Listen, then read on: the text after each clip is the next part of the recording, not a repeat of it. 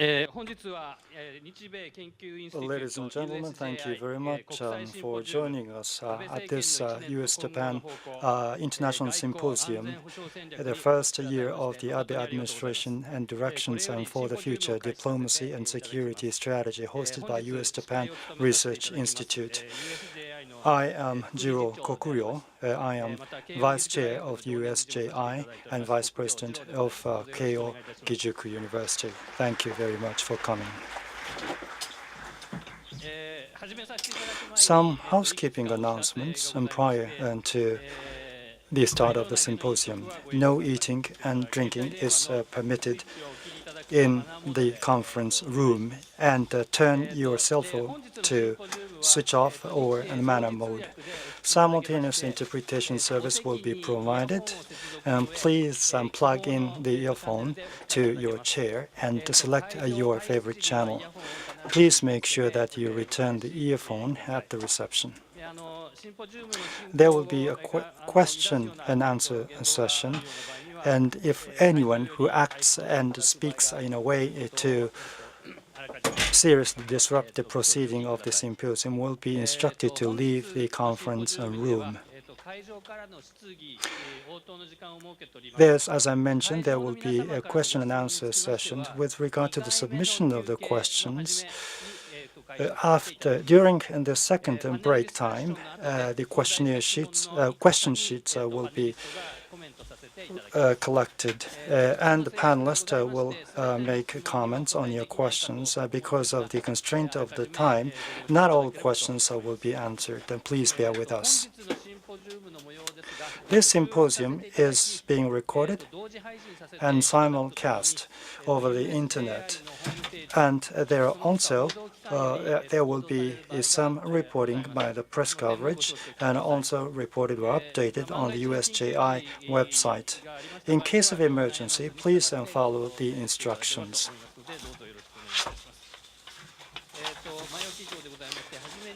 And that is the end of the housekeeping announcement. On behalf of the organizer, I would like to invite Professor Masako Egawa, Chair of the USJI and Executive Vice President, and to make opening remarks.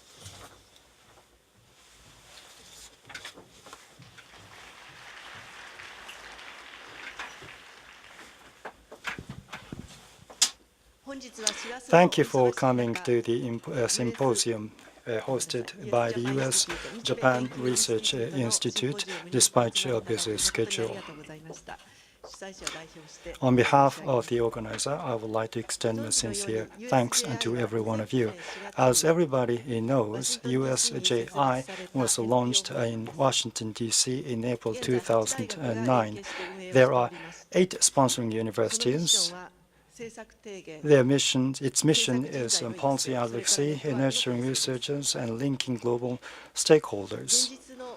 By combining practical researches based on the realistic needs and academic inputs, the USJI aims to deepen mutual understanding between the two countries and to build to introduce new viewpoints in the policy making, and we are trying to build intellectual community as such.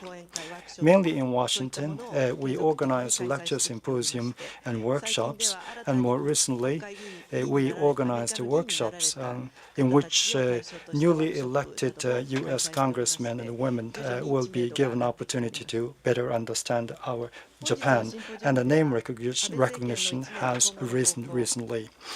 This symposium is going to focus on the first year of the Abe Administration Directions of the Future Diplomacy and Security Strategy. Full 1 year has passed since the assumption of the power by Prime Minister Abe. How the diplomacy is going to be organized and steered. Now, how the U.S.-Japan relationship to be improved after the situation and the relationship has been tarnished under the previous administration. And there will be panelists and professionals are going to participate in this discussion. Last month, I went to Abu Dhabi there is the World Economic Forum, which is also known as Davos Conference. Every January, the political and economic and academic leaders get together in Davos in Switzerland.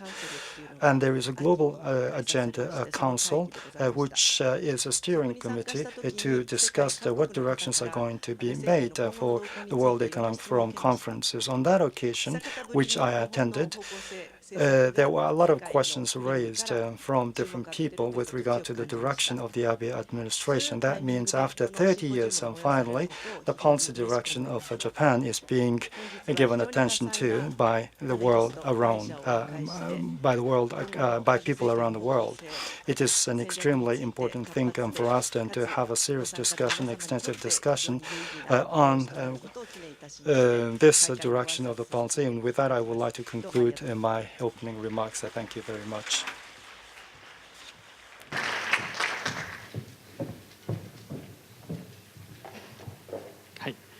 The next program is the keynote speeches. First of all, the advisory board member of USJI, former U.S. ambassador to Japan, Shorenstein Distinguished Fellow at Stanford University, His Excellency Ambassador Michael Armacost.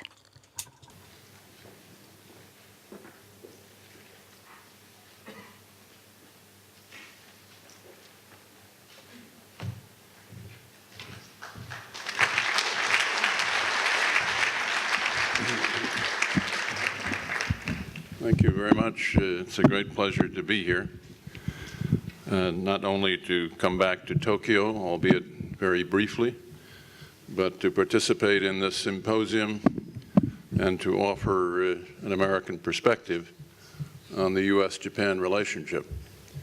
I hasten to add that I speak as a private American citizen. You will not hear the official view of the American government from me. I'm also reminded that my son, 30 years ago, was a student at Waseda during his junior year abroad. Someone asked me whether he studied here, and I said, I can't tell you that, but he enjoyed himself for sure. It is a particularly reassuring time for me to come back to Tokyo for 3 reasons. The first, it is very satisfying to observe the warmth and the enthusiasm with which the Japanese people and the Japanese government have received our new ambassador, Carolyn Kennedy. I met with her this morning and know that she is going to be a very distinguished representative of our country here. I think I'm closer in age to her father than to the ambassador, but I cannot claim to have ever met him. I regret that. I saw him only once. I was a graduate student at Columbia in 1960 and remember waiting on the street corner of 110th and Broadway for several hours in September to catch a glimpse of him during the presidential campaign. And the memory is still very vivid with me because he was the first president I was old enough to vote for, and he, for my generation, still represents a wonderfully unique symbol of the rewards of public service.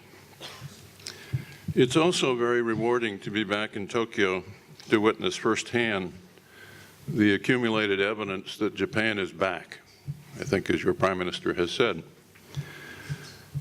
The Kante no longer has a revolving door on it, and the strong majority enjoyed by the Abe government enables it to make strong policy adjustments and gives it the time to implement them steadily. From our vantage point, Japan's economy looks quite buoyant, enjoying stronger growth. The Nikkei is strong, and your government is tackling some of the structural problems that have been perhaps too long ignored.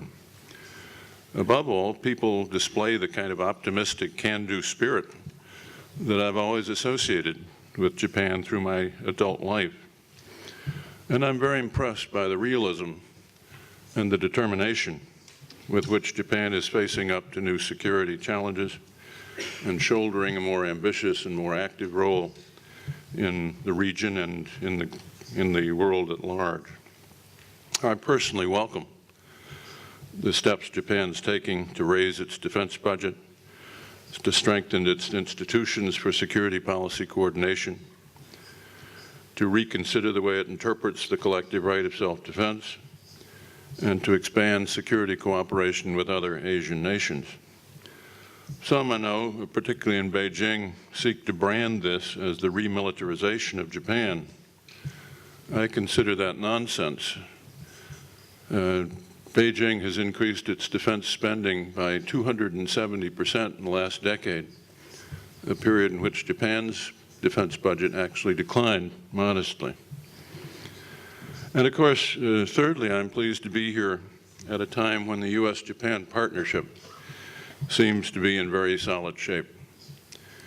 It was only a few years ago when our security dialogue seemed thoroughly preoccupied with inconclusive exchanges about what I considered second-tier base issues in Okinawa.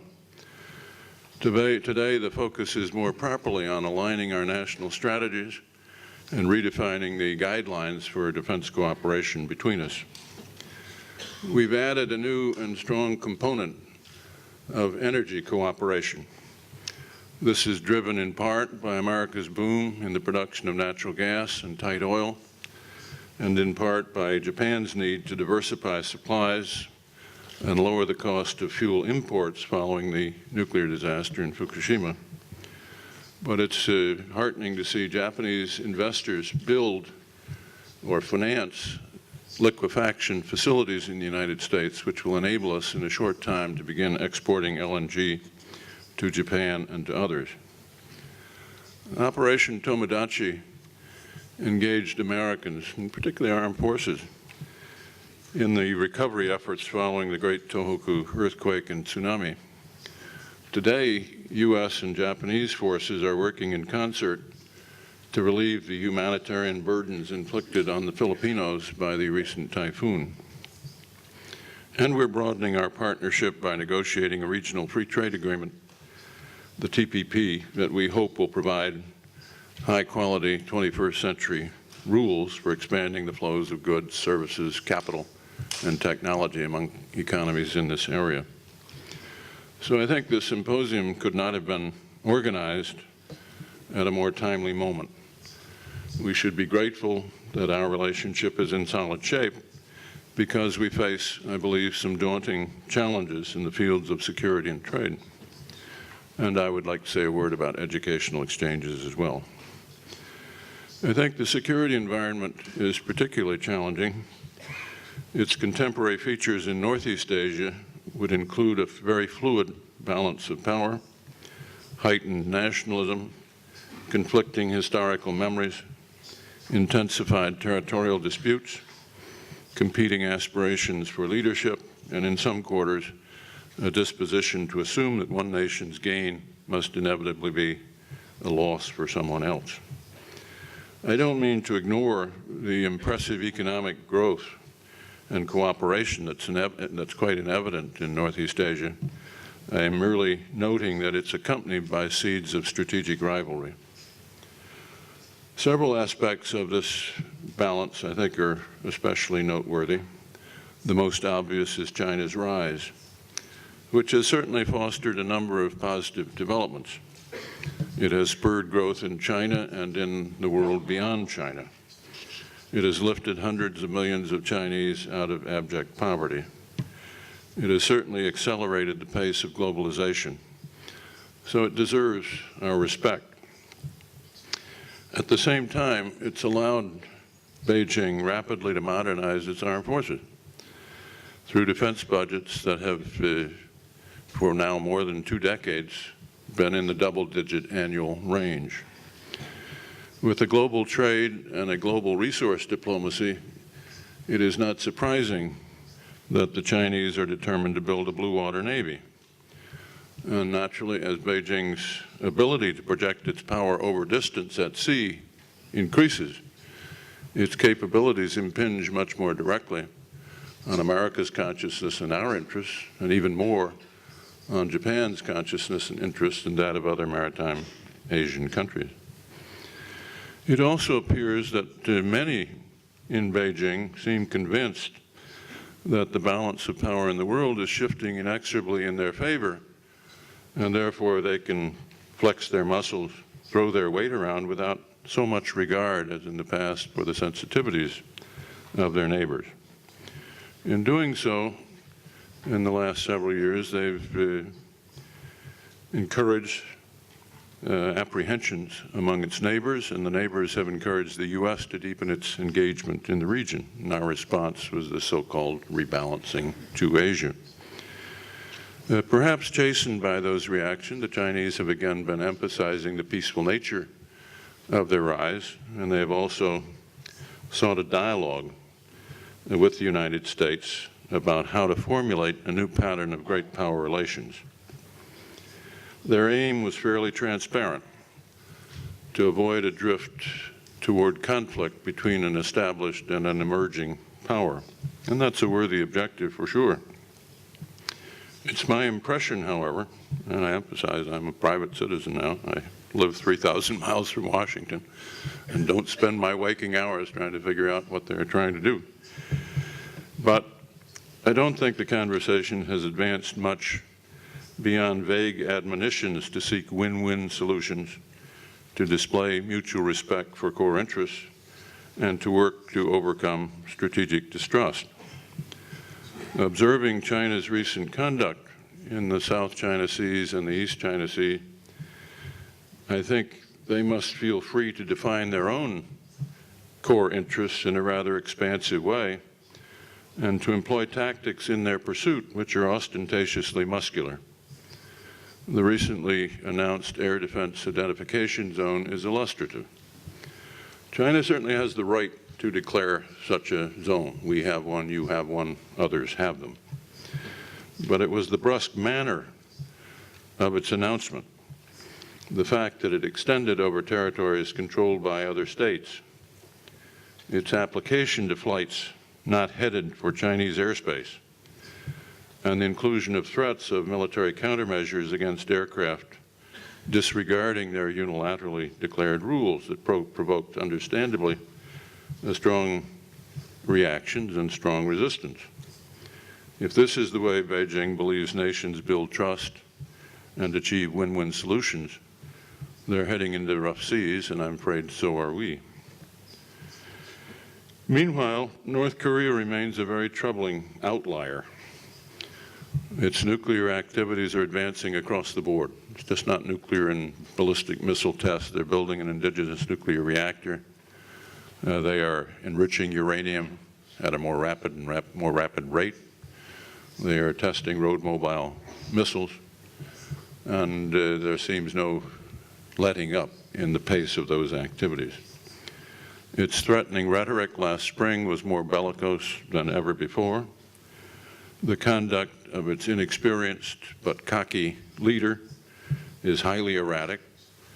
And as we've seen this week, the political situation in North Korea is murkier, more uncertain, and more opaque than ever. In conditions like these, it seems to me U.S.-Japan security cooperation assumes even greater importance. I believe the response to China's ADIZ was appropriately swift and firm. The coordination between our governments may not have been perfect, but it was pretty good. We called a spade in describing it as a destabilizing challenge to the status quo that raises tensions throughout the region.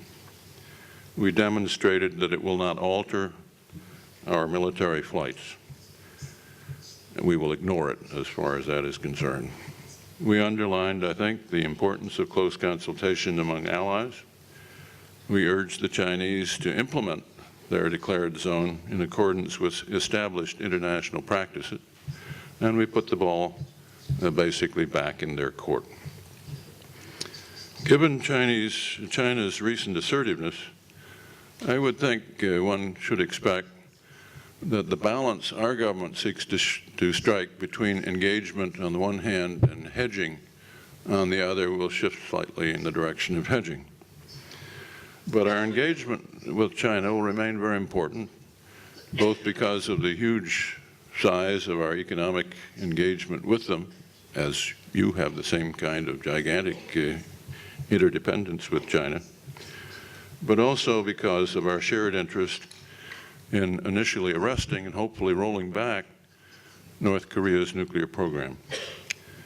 We've seen a variety of hints over the past year that Beijing may be contemplating a tougher posture toward Pyongyang's nuclear activities. Its leaders have publicly rebuked Kim Jong-un and his associates. They have voted for additional UN sanctions. They've indicated that they will enforce those sanctions more rigorously. They invited the South Korean president and treated her to a very hospitable welcome in Beijing while withholding any comparable invitation to the North Korean leader. So those are encouraging signs. But China has for a long time defined its policy toward North Korea as three no's: no conflict, no destabilization, no nukes. Unfortunately, no nukes has seemed to have been a secondary or a tertiary objective. And the question is whether or not it's changed those priorities. And we don't honestly know. During a period when they appear to be enforcing sanctions more rigorously, their trade with North Korea has virtually doubled. It's worth testing, however, the possible change of their approach through careful dialogue. It is quite clear it's difficult to bring serious pressure against Pyongyang without China's active involvement. President Xi evidently acknowledged to Vice President Biden that we need to pursue a policy of pressure and dialogue. In the past, the Chinese have pushed the dialogue while leaving much of the heavy lifting on the pressure side to us and to others. Such a dialogue obviously will be much more productive if the U.S., Japan, and South Korea's efforts are aligned closely. And it's in this context that the recent downturn in Japanese relations with South Korea is especially troubling. It doesn't make much strategic sense, it seems to me, at a time when the Chinese are flexing their muscles and the North Koreans are stepping up their nuclear activities. We helped facilitate the normalization of relations between Japan and South Korea in 1965. Since then, bilateral cooperation has grown very dramatically, and the leaders on both sides have worked diligently and thoughtfully to extend collaborative ties into many fields. And the peoples of both your countries are the beneficiaries. It pains me, because I have many friends in both countries, to see this deterioration in bilateral relations. I know how Japan's relationship with Korea has been complicated by disparate historical memories. I know that people rarely alter their view of their own history in response to the pressure or admonitions from foreigners. I have no admonitions or pressure to bring today. I do have a suggestion. It seems to me an appropriate way to begin overcoming this impasse would be for Japan's leaders merely to reaffirm clearly and unequivocally the statements already made by previous prime ministers in their efforts to relieve the burdens of the past that have bedeviled this relationship in the past. So I think an early restoration of high-level communications would also enable Japan to address more effectively the very serious misperceptions that circulate widely in Seoul about the motivations for this country's thoroughly justifiable efforts to bolster its self-defense and to reconsider the collective right of self-defense. Happily, this is not the only issue that we face, and the opportunity in the trade area is more positive. I must say that the multilateral trade negotiations have foundered and don't seem to offer too much hope. One result has been a proliferation of bilateral agreements in Asia, so it's a vast and complicated mosaic of special arrangements between individual countries. And it's an extremely complicated mosaic. It offers benefits for those inside each of these arrangements, but they are discriminatory to those who are outside them. And I confess that a year ago, I was very skeptical about the prospects and even the purpose of the TPP. At the time, our negotiating partners represented only about 5% of our total global trade. And the deadlines that were set for agreement seem utterly unrealistic. And the fact that those were never met increased my skepticism. Today, I think things have changed a great deal. And I now think the TPP is a really big deal. Since Japan, Mexico, and Canada joined the negotiations, the parties involved now constitute more than 40% of global trade. Finally, our president got around to appointing a serious negotiator. Michael Froman is a serious person. He knows trade, and he is eager to bring this agreement to a successful conclusion. He's run a much more transparent show. He's put a lot more effort into mobilizing support in the Congress. And it now seems possible, at least, that a fast-track legislation that would permit Congress to deal in a constructive way with an agreement, if it comes about, is possible. And I think this is one of those issues, rare in America, unfortunately, these days, on which one could muster a fair measure of bilateral support. The negotiation seems to have momentum. It has been interrupted by the talks in Singapore with no deal, but it seems to me this is something that can be done.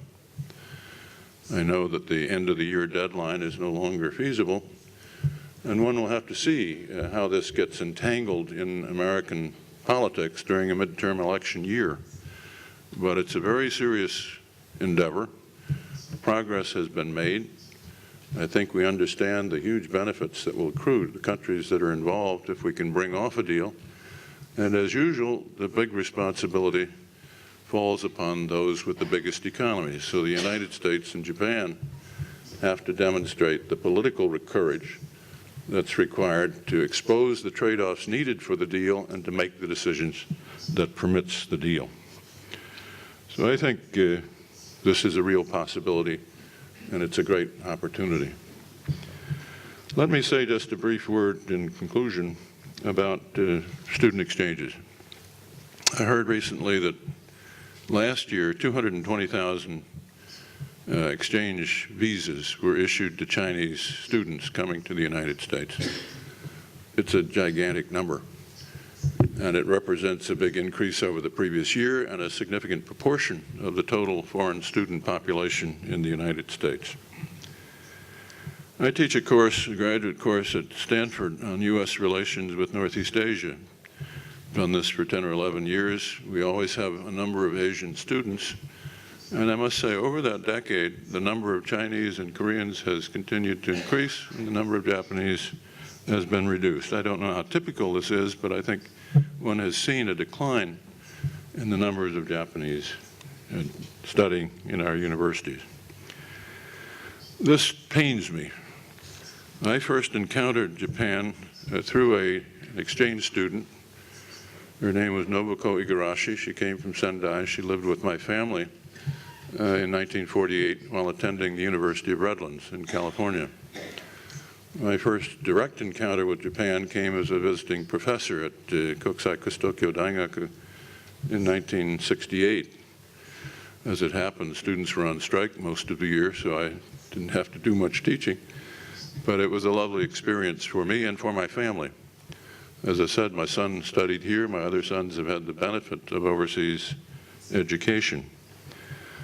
And if we're going to assure the sinews of the future of our relationship, we need to be sure that our young people have an adequate and nuanced feel for the histories and the language and the cultures and the economies and the politics of our partner. I don't have a well-crafted proposal to offer you today. I just offer you a sense of urgency about making this one of our true priorities. So I would conclude by saying I think our relationship is in good shape. I think we face some very daunting challenges. And given the wide range of our converging interests and the reciprocal goodwill, which is the byproduct of more than half a century of partnership, I'm very confident that we can surmount these challenges. I thank you for your attention.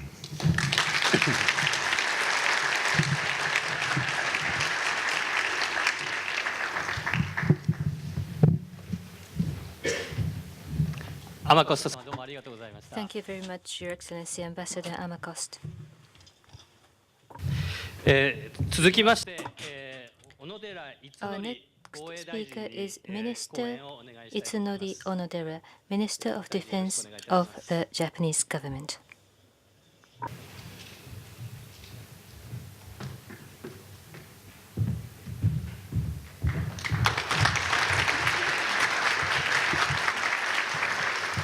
防衛大臣でございます。 Thank you for the introduction. I am the Minister of Defense. Ambassador Armacost, guests, ladies and gentlemen, professors, experts, thank you for this opportunity to talk about the security environment as of today. First of all, with the cooperation of Waseda University, we are able to organize this. I come from Kesenuma City of Miyagi Prefecture. During the March 11 disaster, a large number of students supported us. In particular, from Waseda University, they made an office in Kesenuma City, and support continues even as of today. Thank you very much for your kind support after the disaster. I became the minister on the 26th of December last year. It is almost 1 year. Therefore, I would like to assess or look back at the 1-year policy. 1 out of 18 is my responsibility in terms of the number of cabinet members, so I am rather nervous. Looking back at the 1 year, in January, in Algeria, a tragedy happened. Hostages were taken. And because of this, the SDF law is now to be amended. Self-Defense Forces Act will be amended. So far, only air and sea transportation was available to transport the Japanese to safe, but sea transportation is now permitted. However, there are remaining challenges about the use of weapons. Also, in the latter half of January, there was a radar lock-on by Chinese vessels over Japanese vessels. This was a fire control radar lock-on. In February, a nuclear test was conducted by North Korea. Ballistic missile-related provocative comments have been heard. As of today, media report North Korea calls it a satellite, and the missile test is to be continued under the guise of a satellite launch, and therefore it has to be monitored carefully. At the same time, in Japan, a contiguous water was infiltrated by a submarine. This is contiguous water. If this was territorial waters, it would have been different because I would have had to order maritime security actions. There were many tense moments in the Nansei airspace above Nansei Island. Unmanned aircraft came close to our airspace. As for unmanned aircraft, there is a lot of controversy, but this time the unmanned aircraft flew at the altitude where commercial airlines fly. And if this is going to the airspace of Japan, then how to deal with those aircraft, certain actions and countermeasures may have to be taken. Just the other day, as is aware, and Ambassador Niwa is aware, but the ADIS, Air Defense Identification Zone, was unilaterally announced. So month after month, every month in the last year, some kind of incident has occurred, and therefore every day as the Minister of Defense, I am very nervous and tense. In the last 1 year, there was natural disasters, which was another serious issue in Izu, Oshima, or in the Philippines. Typhoon caused massive damage. So we had to deal with them one after another. Relationship with neighboring countries, we try to be calm at all times. I think that is one important mission as the minister. If I may, let me talk about the self-defense forces, in particular with regard to disaster responses. At the Kantei, there is the Facebook in the English version as well. This is the Prime Minister's office. It is accessed from all over the world. Comments arrive from all over the world. Normally, the like is like hundreds for Kantei News. However, this time, when the self-defense forces went to the Philippines, this is the largest. 1,200 persons flew to the Philippines for emergency response. When this was displayed on Facebook, the like was 70,000, 70,000.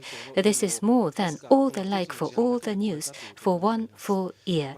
So there was a positive reaction to the self-defense forces. As for the comments, normally, since this is the Kantei Facebook, there are environmental activists who are rather critical of the Japanese government, but there were positive comments in a huge number about the self-defense forces traveling to the Philippines. We are happy of this acknowledgement. I went to Tacloban in Philippines myself. This is the Bay of Leyte. This is the place, a special place for Japan. May I say that during the Imperial Navy time, of course, we have a very special memory. In 1944, in the war, kudeta caused the attack, and because of that, Japan started to go towards the path of a defeat. And this time, the self-defense forces, 3 vessels arrived safely at the bay. British aircraft carriers, Australian vessels, and Japanese destroyers. There was Osprey of the US that landed vertically, and with this multilateral cooperation, disaster management is taking place. In particular, Tohoku forces were instrumental.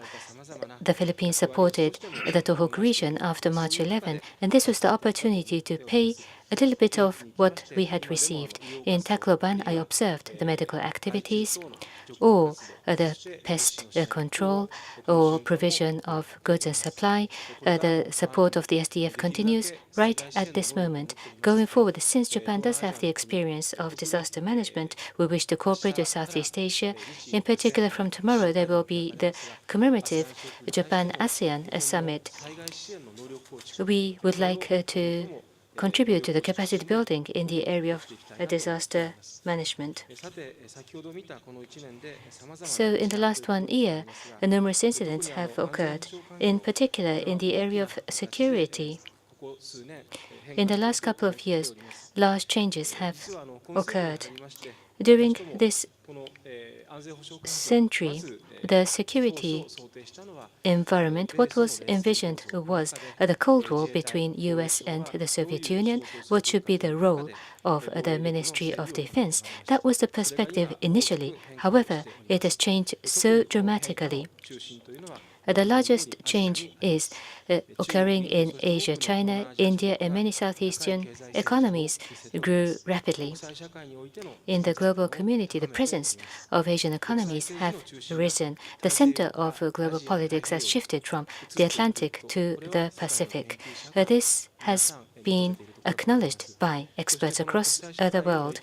The influence over the global activities, U.S. does have a relative power, but there is the rebalance to Asia. And whilst there is the sequestration of the defense expenses, strong focus on Asia-Pacific has been announced by the U.S. government. At the same time, in this Asian region, there is the Korean Peninsula. Even after the Cold War, confrontation still remains. Because of economic growth, military power, military modernization are also conspicuous in this region. Asian development comes with positives as well as some negatives which could cause a conflict. This is the reality of the security environment in Asia. Like the Algeria, the threat of terrorism activities still continue. The self-defense forces of Japan, for example, in the Gulf of Aden, only countermeasures versus piracy, or in terms of counter-terrorism, we are able to cooperate. Some characteristics of Japan: we are a maritime nation. We have a long history of a maritime nation, the EEZ. This is the sixth largest. 6,800 islands are scattered in our exclusive economic waters. Regarding freedom of navigation, in the past and as of today and in the future, our high level of interest will not change. The maritime and island-related issues, this is not an emergency, but it is not exactly complete peace. In between is the so-called gray zone. This has become the reality. It is likely that this gray zone environment will continue in length. I think you will imagine, but there is the Senkaku Island issue as well. This is not exactly an emergency, but within our waters, there are a series of tensions, and this is not exactly a peacetime either. So we have to acknowledge this gray zone environment. So this is a difficult security environment. This time, the National Security Council has been established to look after the security. After this speech, I will go to the Kantei, and there will be the 9 Ministers' Conference. And again, we will engage in security discussions at this newly established council. What is critically important at this timing is the NSS, or the National Security Strategy. We have Professor Yachi amongst the panelists. In order to prepare our security, Professor Yachi and a large number of experts are advising us. By next week, this security strategy will be finalized and will be made public. At any rate, this would be the first national security direction to be publicized by our nation. Regarding this national security strategy at the Ministry of Defense, the Self-Defense Forces will revise the guideline, and 5-year midterm development of defense development plan will be issued. So the coming few weeks will be critically important as we prepare for the coming 10 years. And when speaking of National Defense Program Guideline, we had a series of guidelines in the past. During the Cold War time, a 5.1 defense program, and after the Cold War, 07 and 101, and 2 defense guideline. And so we had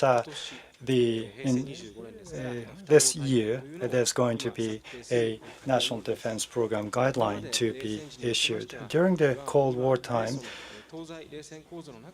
we survived in the West-East confrontation. What role to be played, and how is going to be a response to the amphibious operation by the enemy? And so, for example, in Hokkaido, we put in place the tank force. And after the collapse of the Cold War system, how to deal with the situations in the surrounding areas. And that was the role given to the self-defense forces. For example, at the time of the emergency in the Korean Peninsula, what kind of responses does Japan make? That was a very important role that should be played by the self-defense forces. In the 20,000s, the international terrorism was an important factor that we took into consideration in order to fight back against terrorism. For example, we have an opportunity, we maybe have a risk of being involved in terrorist attacks, and so the self-defense forces have to be made in a way to deal with such various situations. But looking at the recent developments and situations, there was a role played during the Cold War time, and the responses that the self-defense forces had played in the situations in the surrounding areas.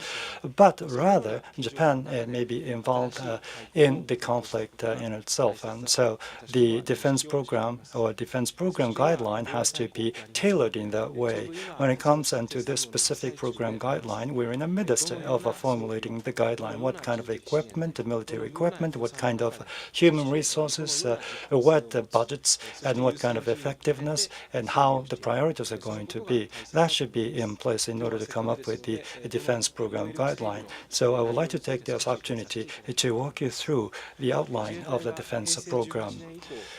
since the 1996 that the joint operation was the major force. The ground self-defense force, marine self-defense force, near self-defense force, the three services, and basically they were supposed to respond to situations in joint operations. For example, for the defense of the islets, offshore islets, and the island itself will be defended by the ground self-defense force, but the transportation will be offered by the maritime self-defense force.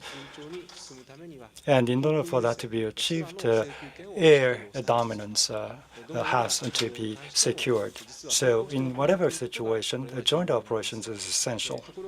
However, unfortunately, in the past, this kind of a joint operation or the analysis of the joint operation capability has not been done.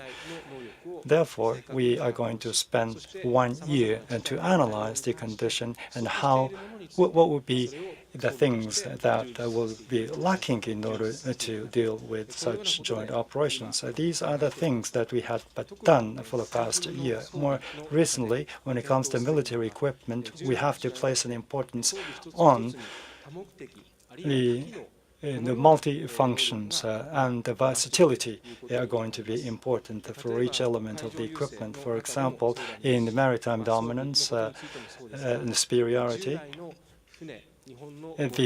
the patrol boats and in the cruisers, destroyers, they had their own roles, the surveillance or the anti-submarine operations or mine-sweeping operations. So these are the functions that should be played by those vessels. And so there were dedicated vessels for those purposes. But more recently, the more recent trend shows that the vessel has to be with good quality and high performance, and different modules are going to be added to those vessels. In this way, different kinds of functions will be added to deal with different contingencies, and that is the growing trend going forward. For example, if you're going to come up with the patrol vessels, and we have to put in place and reinforce the lineup, and in this process, some vessels are going to be allocated to anti-submarine operation or patrolling and mine-sweeping, and so there are different kinds of types. For example, when it comes to mine-sweeping operations, those vessels are allocated to different straits, but what would be the frequency depending on the strait? The frequency may be less. So we can make changes to the modules in order to increase our capability, and we have to put in place a force that will be able to deal with different situations. The same thing can be said about aircraft. There are different kinds of functions attached to them, for example, surveillance, but when it comes to fighters, air-to-air combat, there are those aircraft or air-to-ground combat or strikes. There are different kinds of aircraft that we had to put in place, but F-35 that the Air Self-Defense Force has decided to introduce can be used for dogfight and also air-to-ground strikes. And some additional information. This F-35 is going to be the 5th generation air fighter. There was a simulation, a 5th generation fighter against F-15, the 4th generation air fighter. And there was a simulation, and as a result, for example, several years ago, there was one simulation, 108 against 0. And so even after 108 dogfights, the 5th generation, it was sure to win the battle. Last year, there was another simulation, 221 against 0. And so even with that, the 5th generation can win 221 fights. So the equipment itself is going to play the dominant role. We have to put in place a specific and good and quality equipment, and also each aircraft, one aircraft or each aircraft for each performance and function, that we should put in place the equipment that is versatile. And I was briefly talking about surveillance. We are the sixth. We are a country with the sixth largest exclusive economic zone.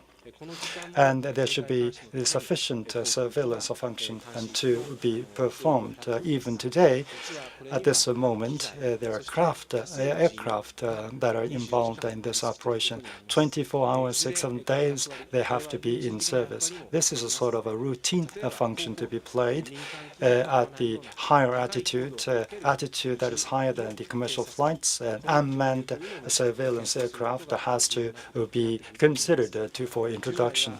In the past, in the East China Sea or in the Sea of Japan, there were surveillance operations, but more recently, given the surrounding situations, even in the Pacific theater, we have a lot of offshore islets and islands, and in this, the rare earth and neometals are embedded in those areas. Therefore, in the Pacific theater, we need to reinforce our surveillance functions. For that to be achieved, high-altitude unmanned surveillance aircraft needs to be introduced. In addition to that, the offshore island defense is also important. There are 6,500 islets. There are only a few islands that have airfields or major airports or the logistic airports. They are very limited in number. Most of those islands do not have this kind of ports. And in order to put in place the air forces, we should have the amphibious operation force to be introduced. Needless to say, for surveillance and for islands defense, they are necessary, but at the same time, in large-scale earthquakes, it is also very important to transport services and manpower. And this is next year, there's going to be an actual operation, the forces to be in place.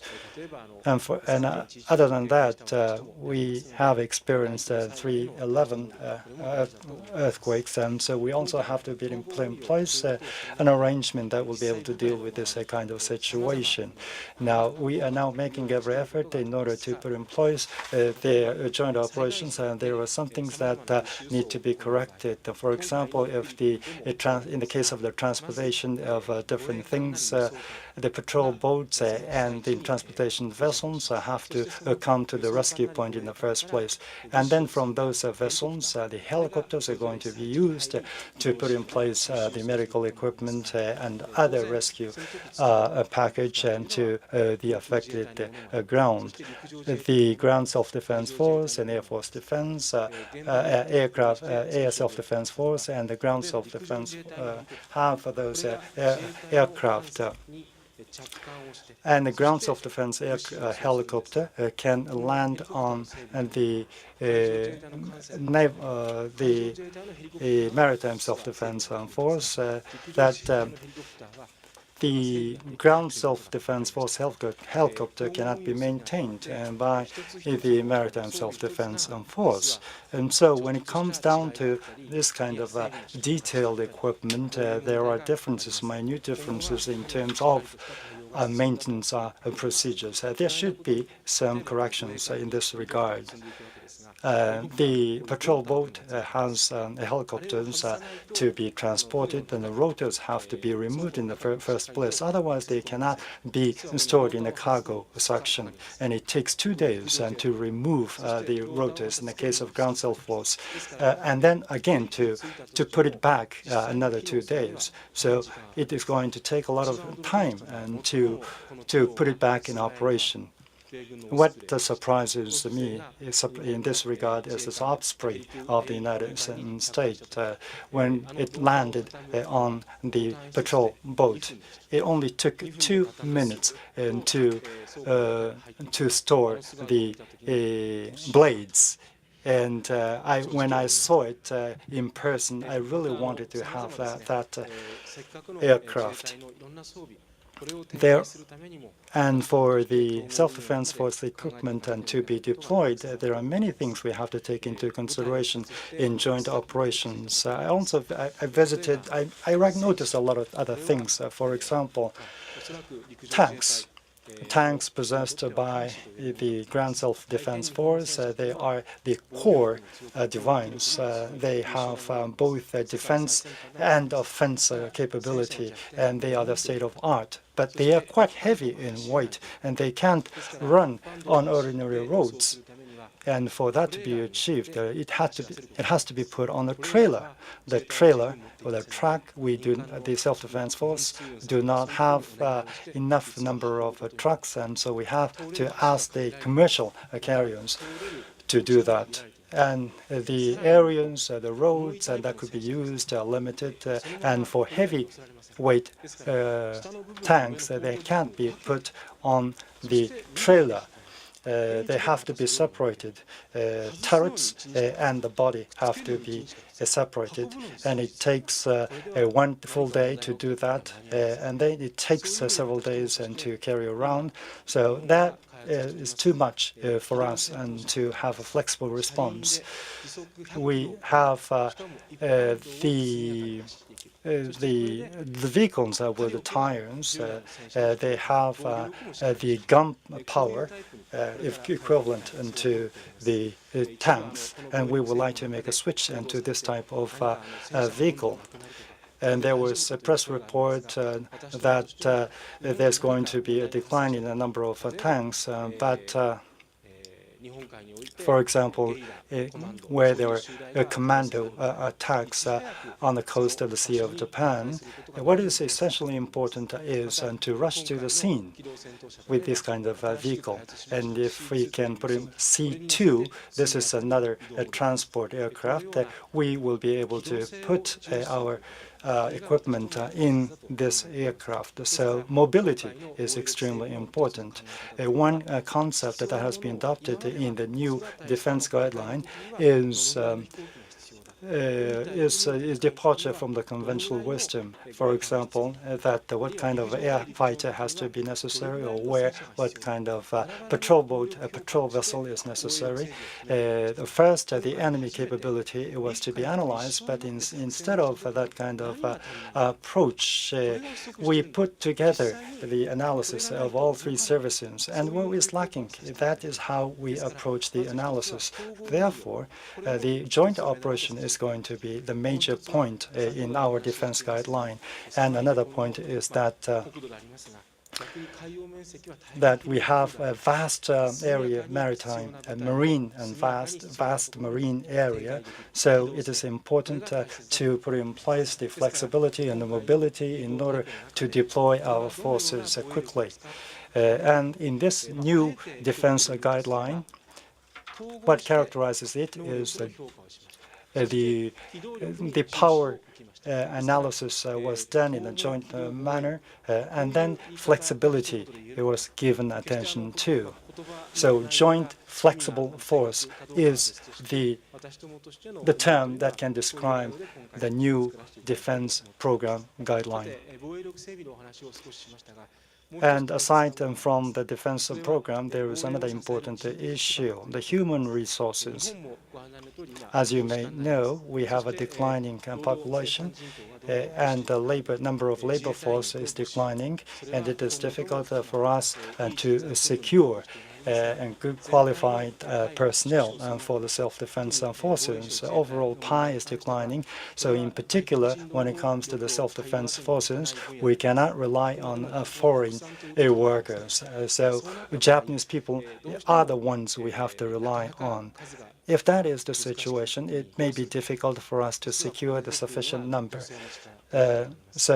What is important is to rely on a female power.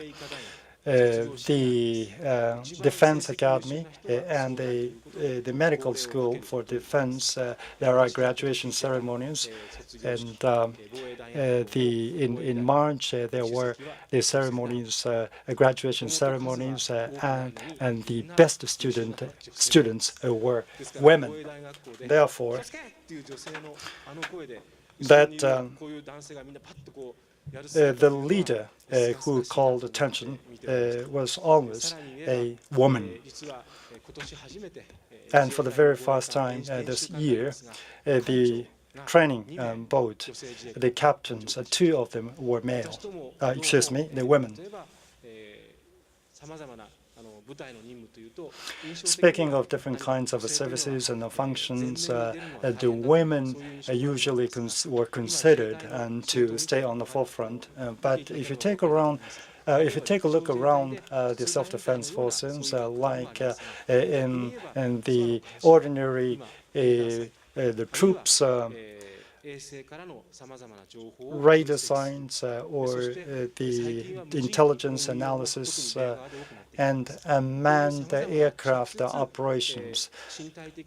Those operations that could be taken care of by female soldiers as well. So I think we are entering such an age in which we can expect more women to play a larger role. If you take a look at the scores and the performance, I think most of the professors of the universities feel in the same way as myself. The industrial basis for defense capability. F-35, for example, there is a division of labor internationally.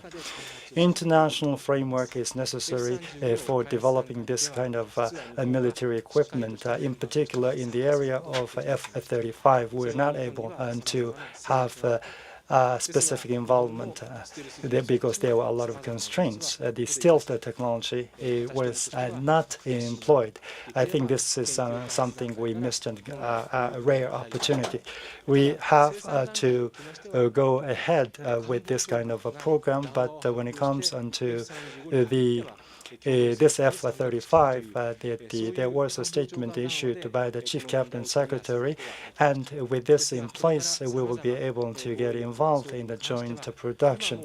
However, the international community still wants wait for our commitment and participation. There is a discussion on the three principles on arms exports. We should make sure that we are not going to be isolated in this area. And as a person in charge of the defense, I would like to make this point and stressed. I would like to briefly talk about the relationship with the United States. In Asia, for security in Asia, the global commons is the common asset is the U.S. Security Treaty, U.S.-Japan Security Treaty, and the U.S. forces in Asia. They also play an important role in the overall Asia-Pacific region. In 1969, there was a discussion between Nixon and Sato, and there was a clause about the Korean Peninsula.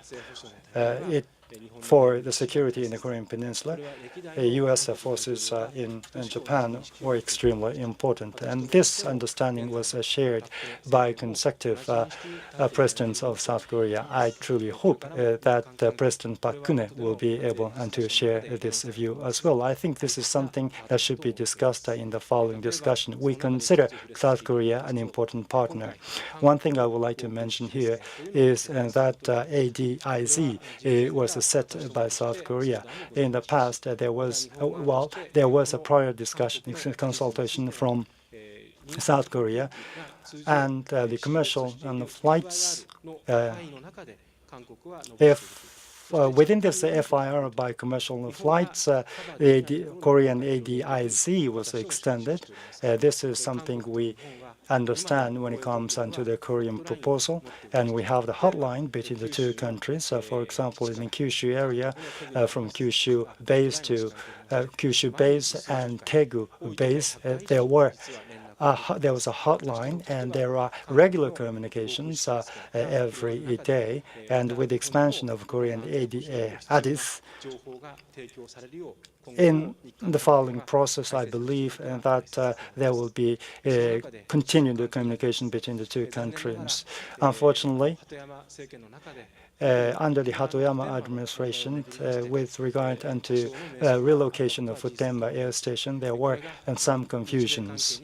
And as a result, that had a negative impact on the two bilateral relations. Under the Abe administration, we consider it extremely important to rebuild the relations. The Futenma relocation issue that lasted over 17 years, and there is a basic agreement between the two countries and to be relocated to other area, Henoko.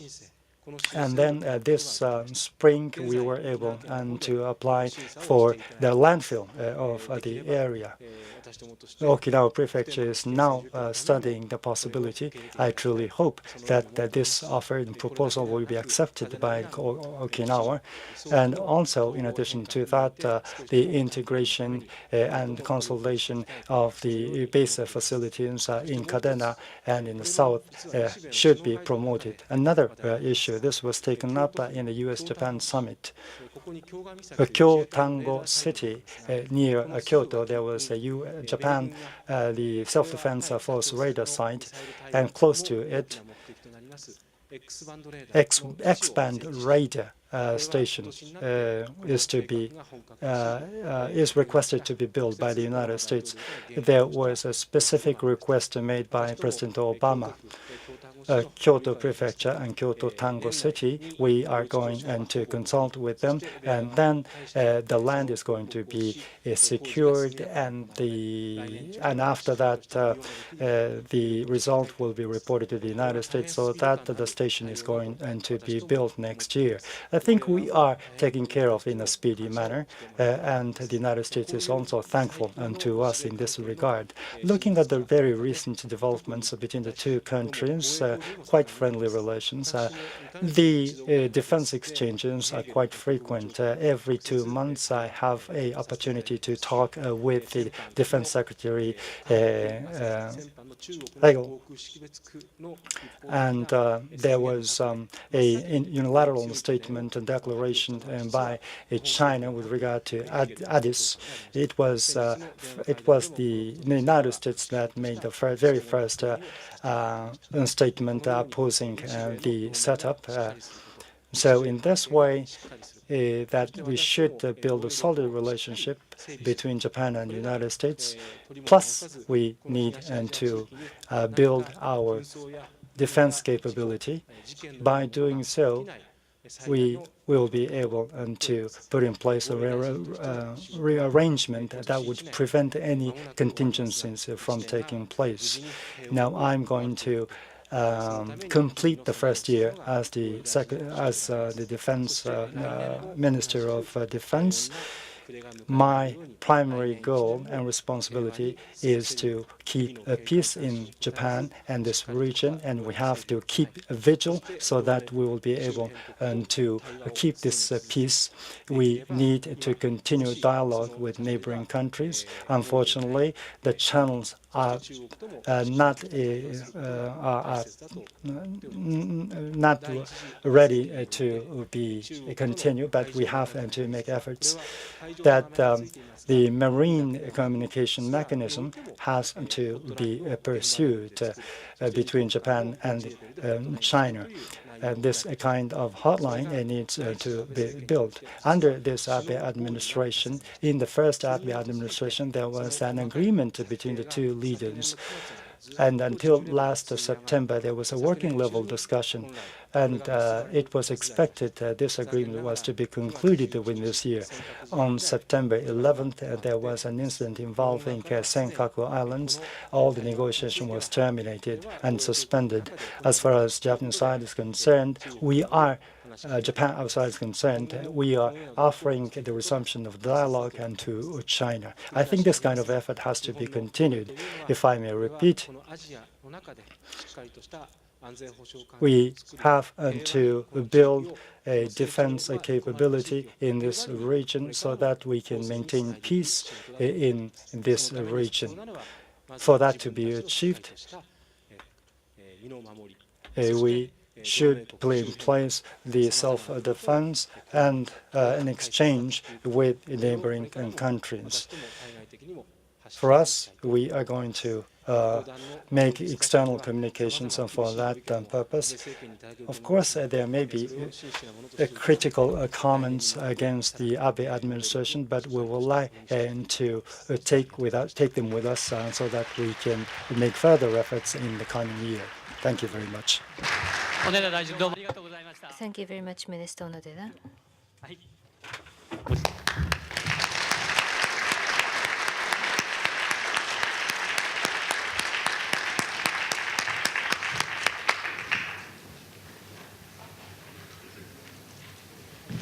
はい、それでは、Thank これよ you り、very much 50分、 for your 2時50 attention. 分まで、約、7分間ぐらいになってしまいますけれども、 It is about 休憩時間と、 7 minutes, but it will be a tiny break of 7 minutes. We will start the panel discussion from 2:50. Thank you.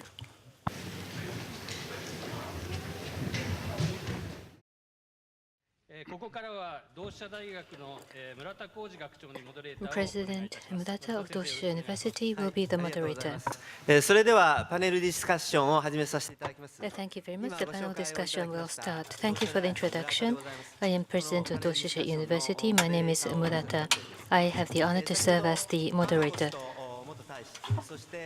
Ambassador Armacost and Minister Onodera have kindly spoken as the keynote speakers. By next year, it will be 2014. We are at the end of the year. 100 years ago, in 1914, that year was when the First World War started in Europe. As Minister Onodera mentioned, the center of international politics is shifting from Europe to Asia. 100 years ago, in 1914, it was Eurocentric. Europe was the center. However, after the world wars, there is a more pluralistic political world, and Japan was the victor in the First World War. From 2014, 50 years before that, was 1964. The year 1964, in Asia, there was the first Olympics in Tokyo. At that time, Tokyo and Osaka was connected with the Tokaido bullet train, the Shinkansen. Also in 1964, Japan joined the OECD. Literally, Japan became the member of the advanced economies.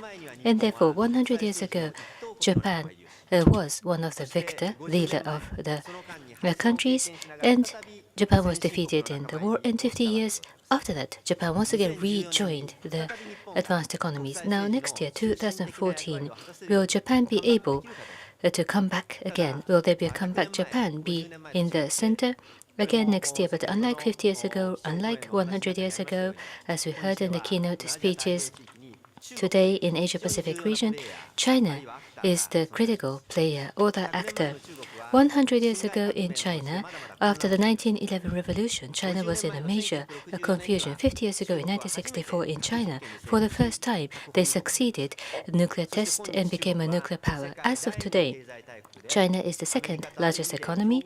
In a sense, they have grown as large as competing between the United States, and therefore the environment is becoming even more difficult and complex. Under this background, the diplomacy, the policy of Abe government is going to be extremely important. It's not only up to the politicians and the government alone, but whatever Abe government does or says, there is an attention from the global community. Therefore, the diplomacy and security of the Abe government, Professor Yachi is well versed in this, and therefore he will start with his comments. That will be followed by 5 panelist comments. Originally, we were expecting Mr. Akisa Nagashima of the DPJ. Unfortunately, he is not able to join us. Apologies for the change in the program. Another housekeeping information. In your package, you should find a paper where you can write your question. During the panel discussion, there is going to be a break. After the comments of the panelists, if you wish to ask a question, please kindly write your question as concisely, precisely as possible. Staffs will collect your question paper. At the last part of the panel discussion, we shall try to respond to your questions. Beside myself is Professor Yachi, Special Advisor to the Cabinet, Visiting Professor Waseda University, the former Vice Minister of the Foreign Affairs of Japan. We have 5 experts as panelists. Professor of Tokyo University, Professor Fumiaki Kubo. Professor Kubo will talk about the US-Japan relationship. Beside him, from Waseda University, Professor Chikako Ueki. She will talk about Asia-Pacific region, including China. Professor Hiroshi Nakanishi of Kyoto University. He will talk about Japanese diplomacy and Korea-Japan relationship. From Doshisha University, Professor Takashi Terada. He will talk about ASEAN, Australia, and Asia-Pacific. He will talk about multilateral cooperation. Tokyo University Associate Professor Professor Satoshi Ikeuchi. Professor Ikeuchi will talk from the Middle East perspective and looking onto the Asia-Pacific region. First of all, Professor Shotaro Yachi. Thank you for the introduction. My name is Yachi. It's only 10 minutes that is available. Therefore, I shall try to be concise. First of all, the challenges, including diplomacy and other areas of the Abe government. I will start with the challenges. To put it simply, economic revitalization is critically important. Next is long-term stable government maintenance. These are the 2 major challenges, and this is what the Japanese public expect of the government. In December, after the election and at the upper house election in July, this was the voice of the electorate, the Japanese public, as they voted. In terms of diplomacy, foreign affairs, what exactly is the challenge? The Abe government uses the phrase that a bird's eye view diplomacy, or a diplomacy with a global perspective. What this means is to take a global perspective, to have a bird's eye view, to look at the entire world, the globe, to plan and implement the diplomacy. The US-Japan alliance is the basic foundation, the start point, needless to say. Ever since Prime Minister Abe took the position, already he has visited 25 countries, and the number of leaders that he has met with, more than 130 leaders have had a summit with Prime Minister Abe. This is an unprecedented, accelerated pace of diplomacy by the Prime Minister himself traveling to other countries. However, what was the background for his diplomatic initiative? As has been mentioned already, in Asia, there is the engine of global economic growth. The era of Asia-Pacific has arrived. This is the Asia-Pacific era. However, the bubble collapsed in Japan. Japan's economy has been stagnant. The status of Japan, the power and vitality of Japan has declined. Under this background, Abe government was established at the end of last year. This is the background, but now this is the century for the Asia-Pacific, and a new power balance is emerging. Under this background, Japan had been stagnating, but we have to reverse the direction. Can Japan once again become a power that could be responsible and take the leadership in the global community? From that idea, this bird's eye view diplomacy is envisioned. According to my personal observation, this bird's eye view diplomacy, diplomacy with a global perspective, there are three basic pillars. Number one, Japan is a maritime nation. Minister Onodera emphasized about the sea. Our land might be small. However, the economic exclusive zones, EEZ, is the sixth largest, the exclusive economic zone in terms of coastline. This is the sixth longest coastline. 80% of Japan's trade is maritime trade. Therefore, being a maritime nation,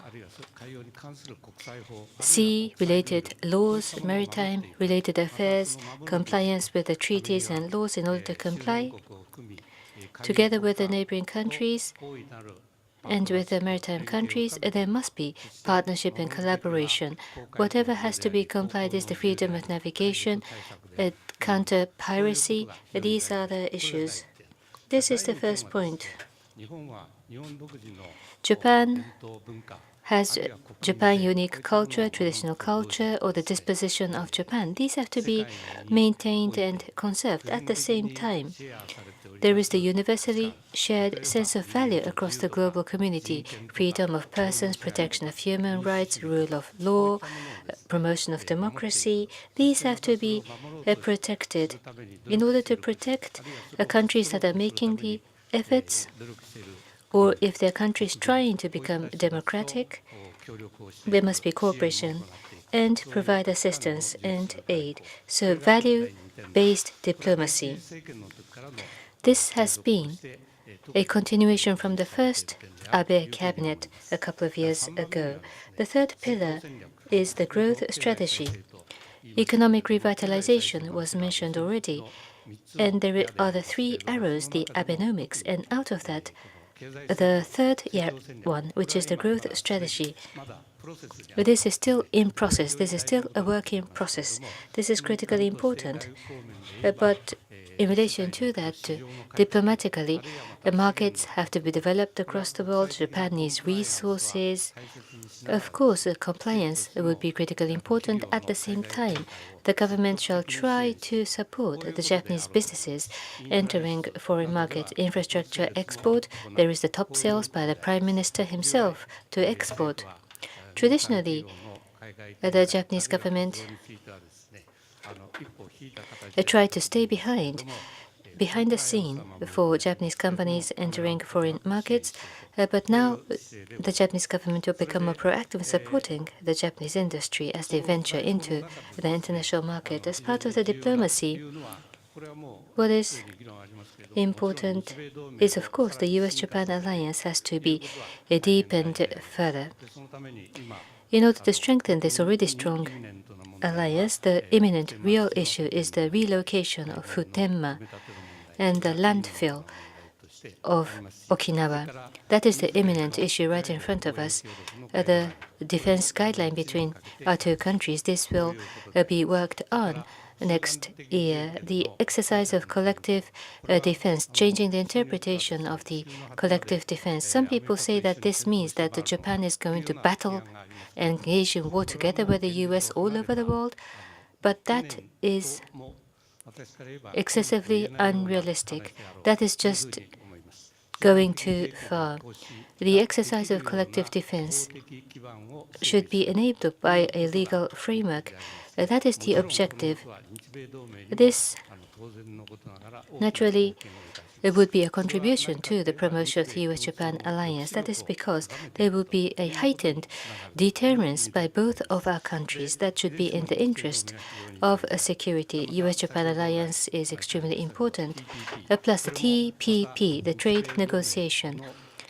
Again, this would strengthen the US-Japan bilateral relationship. It would strengthen our economic relationship. The US rebalance to Asia, pivot to Asia. From that perspective, in terms of economy, in Asia, US engagement and hedging, or commitment, maybe. In order to ensure engagement and commitment of the United States, it is very important to have the TPP. From Japan's perspective, on top of that, if the Asian economic growth dynamism can also be enjoyed by Japan, then that would also be a boost. So TPP is important. Relationship with China and South Korea, also equally important. There is not much time left, so let me jump to the conclusion.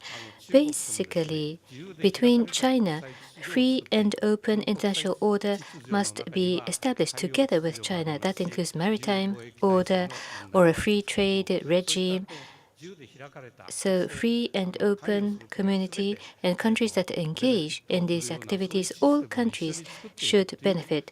And China needs to be engaged in the order building, the environment building, and if they do not become engaged, there must be hedging or an insurance just in case.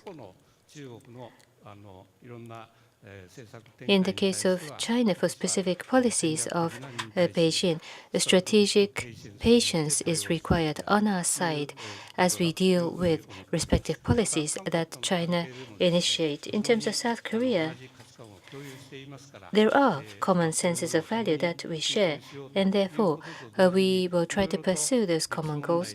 But regarding history, there are some regrettable comments or actions on the Korean side, but again, strategic patience is required on our side. In the case of strategic patience, what is the strategy piece of the strategic patience, whether it is China or South Korea? In the future, they are so important neighbors of our state, and therefore, towards the future generations, establishing a friendship relation is the ultimate goal. We need to leave a legacy of friendship relationship with the two countries. So whatever we have to self-control, we self-control. Whatever we need to be patient, we shall be patient. And what about the domestic circumstances? Minister Onodera has mentioned NSC, the National Security Council, has just been initiated, and this will be making the command of the security and defense. This type of organization did not exist before the war, so this is a historical first to make an organization like the NSC. The NSS security strategy shall be established. Based on that, there will be a revision of the defense plan, and the US-Japan guideline cooperation will be made, and the mid-term defense capability development was referred to enable the exercise of collective self-defense. The interpretation and review will take place, although timing is not clear. I have already gone beyond 10 minutes, so I shall try to respond to questions later on. Thank you very much. Thank you very much for covering so many areas, but still trying to be concise with your message. Based on the two keynote speeches and after listening to Professor Yachi, we will invite the panelists for their comments. Professor Kubo. Thank you for the introduction. I am Kubo. I will talk briefly about the US-Japan relationship. Minister Onodera was here, but that's not the only reason why I'm saying this. But the current Abe government's policy vis-à-vis the United States in comparison to the former DPJ government is highly appreciated. It is much better, I think I can say so. During the Hatoyama administration, during the DPJ government, they tried to differentiate between the LDP. They excessively tried to make themselves different from the LDP, and probably they went in the wrong direction. For example, excess focus on China. But in order to create the security policy, to make it so different from the former administration, whether that should be the basic perspective or not. That was the first problem with the DPJ government. In the case of establishing security policies, the first question is whether there is a threat in front of us. And we admit that there is a certain degree of threat right in front of us. Plus, can Japan deal solely, alone, or should the bilateral alliance be strengthened in order to defend ourselves in the event of emergency. This is the logical way of thinking. Again, many people will admit that there are neighboring countries with nuclear power or missile technology, and therefore, rather than Japan trying to defend on our own, it might be wise for Japan to strengthen our bilateral relationship. The Obama administration of the United States. During the first term and the second term, there might be a change in the tone. In the first term, Secretary Clinton decided not to talk too much about human rights because the trade with China was so important. But Secretary Clinton and President Obama, both of their tone, the language have changed. By 2010, because of the South China Sea, Secretary Clinton spoke about freedom of navigation. She became very assertive, vocal about the principle in her speech, so she became tougher vis-à-vis China. After that, the Senkaku Island incident occurred between China and Japan. She referred to the security treaty that it would be applicable to the Senkaku region. Then there was the rebalance to Asia phrase that was used. So a shift of emphasizing Asia was indicated, and Obama government is in the second term.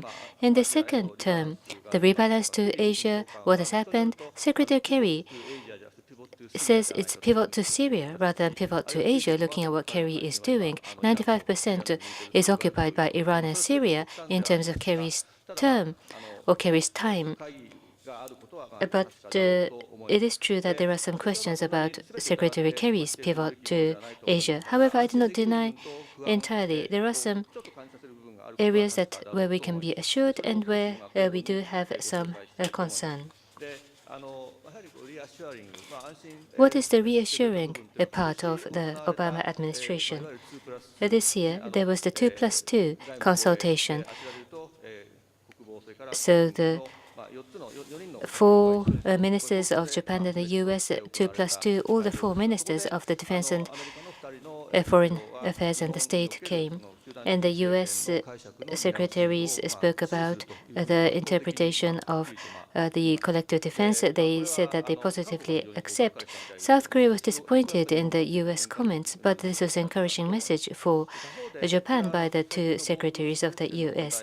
The ADIS, Air Identification Zone, issued right before China declared. On the 20th of November, Georgetown University, Susan Rice made a speech. She was the Chief of Staff of Security.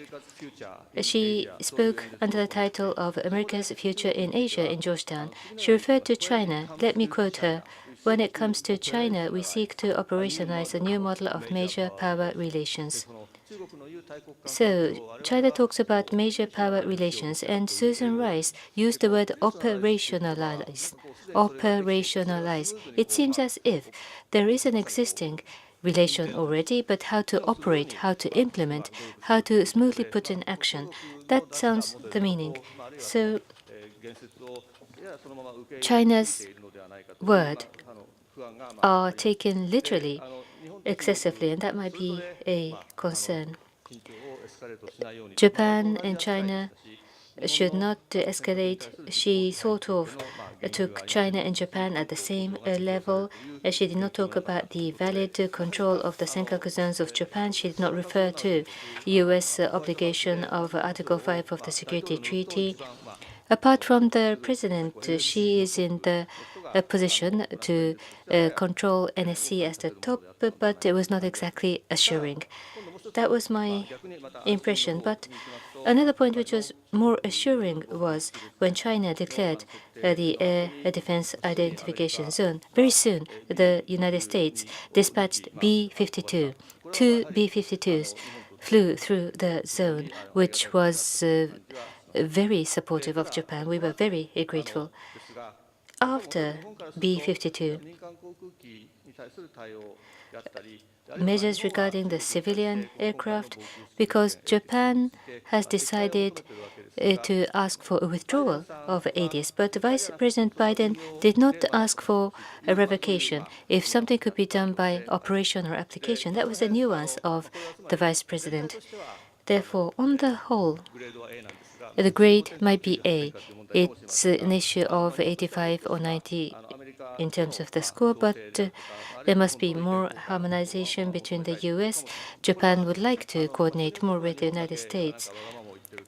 Some people may criticize that Japan alone looks rather selfish. In the United States, according to Wall Street Journal, or a hawkish commentator, Charles Krauthammer, these commentators or newspapers have said that the Obama government is not sensitive enough for the allies, and they say that, like Japan, the United States will also ask for the withdrawal of the ADs by China. Therefore, the stance of Obama administration,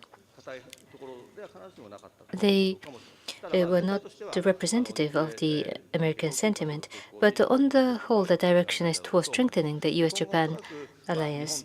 Going forward, regarding the Senkaku Island issues, this is a Japanese territory, so what Japan has to do on its own, Japan has to do at the same time. Prime Minister Abe sometimes makes incomprehensible comments, like the interpretation of aggression, for example. Some of the Prime Minister's comments are not constructive, so I hope that he will focus more on security without making unnecessarily provocative, unconstructive comments. Vis-à-vis China, between US and Japan, there is a slight difference in the approach regarding how to deal with China, not only short term, but on a mid and longer term between US and Japan, how to deal with China, how to assess China. It will be a strategic diplomacy that we need, a strategic dialogue that we need, more between US and Japan.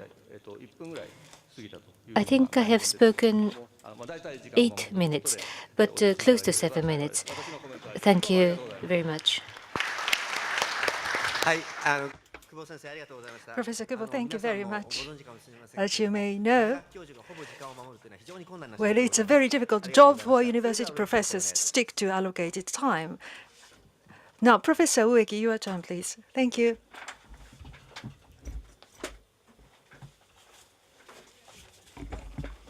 Thank you very much. Oh, sorry. Thank you for your introduction. I am with the Waseda. My name is Chikako Ueki. I'm involved in the research on Asian studies. I would like to thank the organizer for giving me such an opportunity. The organizer asked me to talk about the US-China relations. So I would like to look at the current situation of the two countries. And vis-à-vis the Japanese strategic objectives, what are the issues? What does the US-China relation mean? So very, very roughly about the strategic objectives of the Japanese security. Roughly speaking, there are three, which are nothing new. First is to secure Japan's security. Let me explain. Deter illegitimate attacks against Japan. And second, to maintain Japanese economic prosperity. Obviously, there are some important markets, import markets, export markets, and the stability must be maintained. And from those markets to Japan, the sea lane, the security of the air, they are also important to our nation. Third, in the periphery of Japan, prevent conflict or wars, because in various ways it could have direct repercussions. Actions that may lead to instability that needs to be dissuaded, so dissuasion is necessary. So these are the strategic objectives. The US-China relations, from other professors, already a lot has been shared with you. I don't really want to repeat much of them. First, regarding the US power, still in the world, US is the richest and the biggest, strong country, which has remained the same.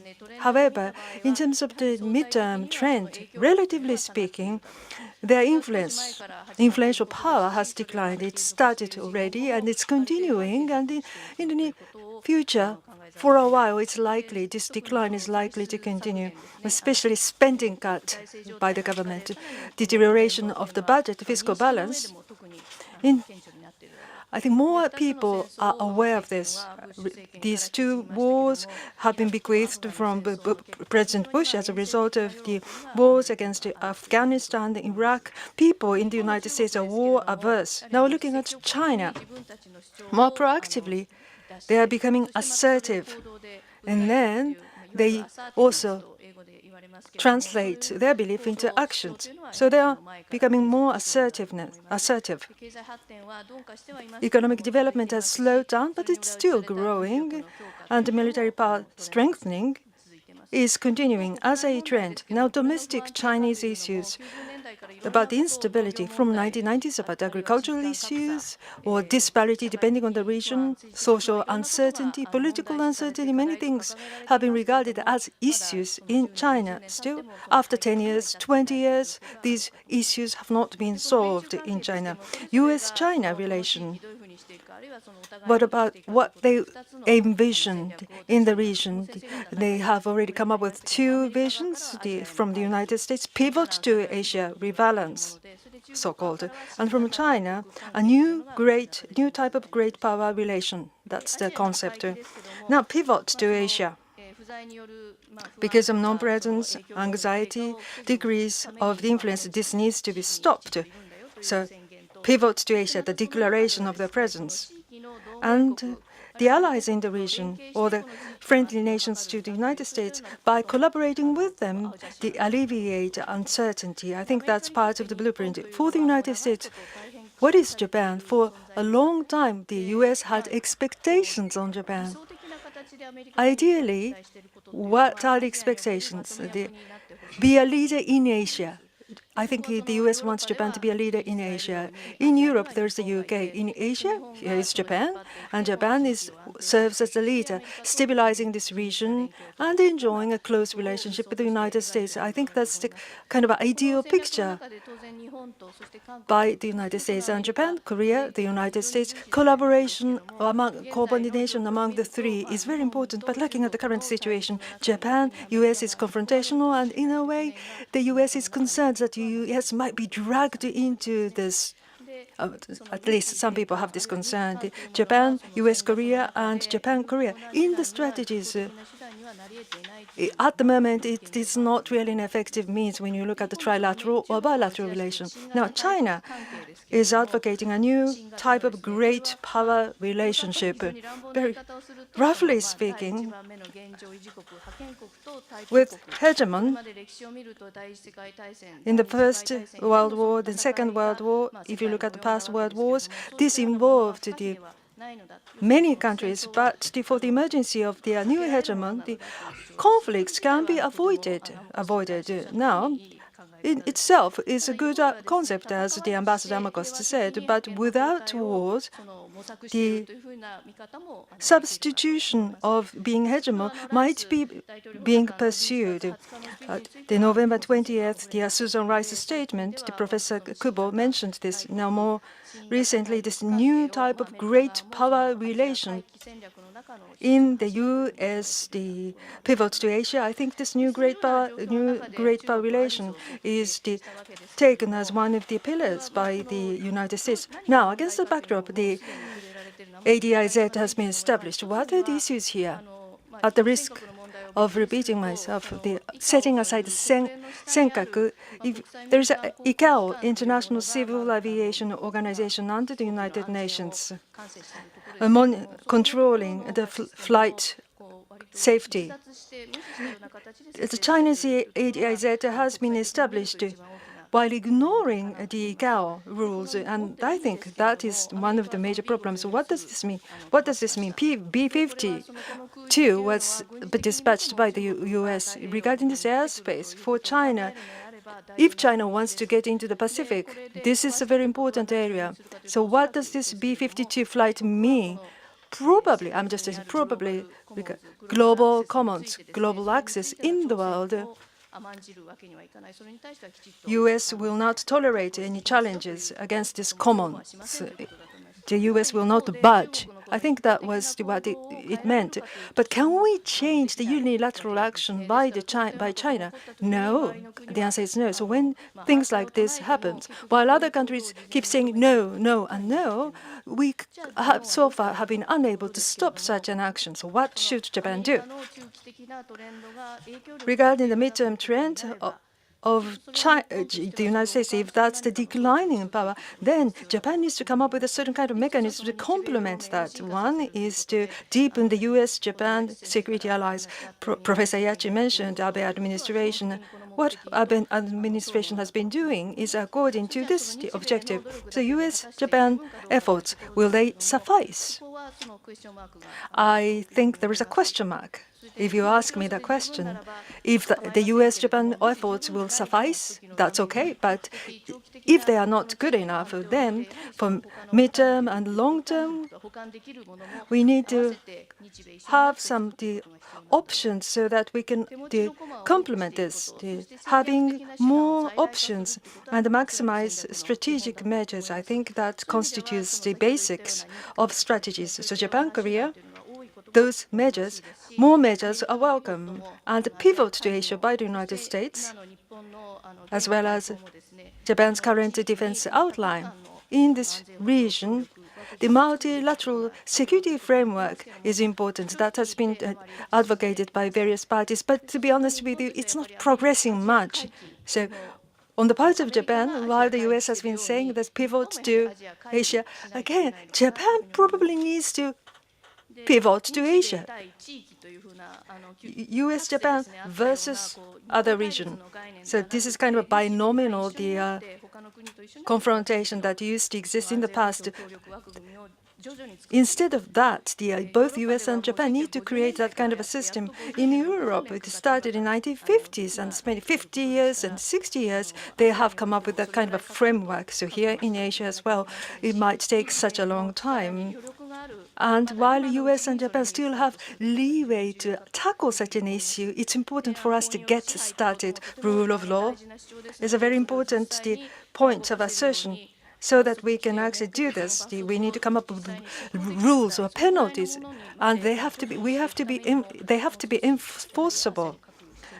To that end, I think we need to, so to speak, perspire more. We need to work more. We have problems.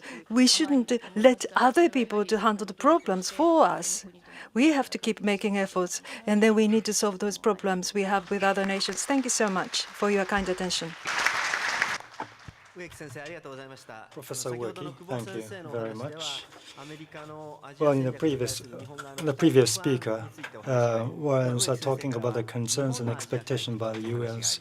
And then there was also what actions to be taken in the region, Pacific region, and also by Japan.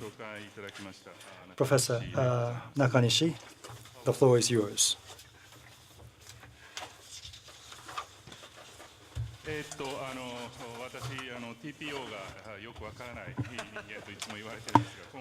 Well, I am not well familiar with what is the most important thing to be discussed, and so my PowerPoint presentation may not be to the point, but I have already prepared this, so I'm going to follow these presentation materials.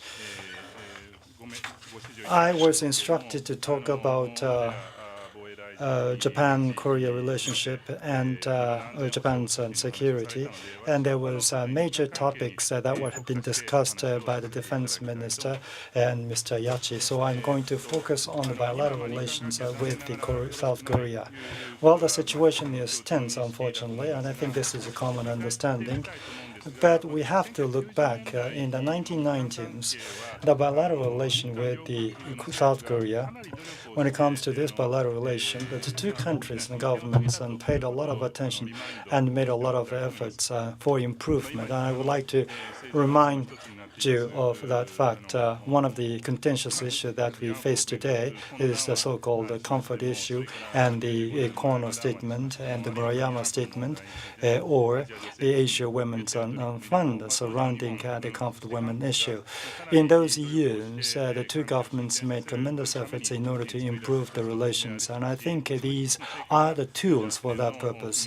And it culminated in the joint statement by the two countries in 1998, the future-oriented bilateral relationship agreed by Mr. Obuchi and Kim Dae-jun. And based on that, we had an expansion of the relations in the 2000. There was some issue that the two countries faced. For example, the prime minister's visit to the shrine.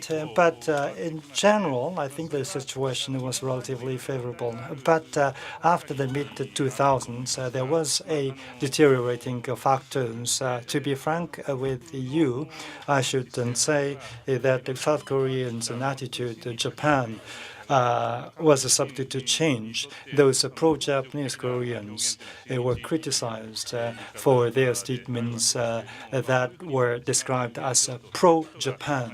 And that is how the reality is in the current situation in Korea. And that is the biggest thorny issue, I think. Now, why is this? I'm not an expert in Korean politics, but I think there are two factors. The first one is the political changes in Korea. As democratization progressed, as a result, there was a review of the past history of Korea itself, and that led to the criticism by the leftist group of the past regime, namely the Park Chung-hee.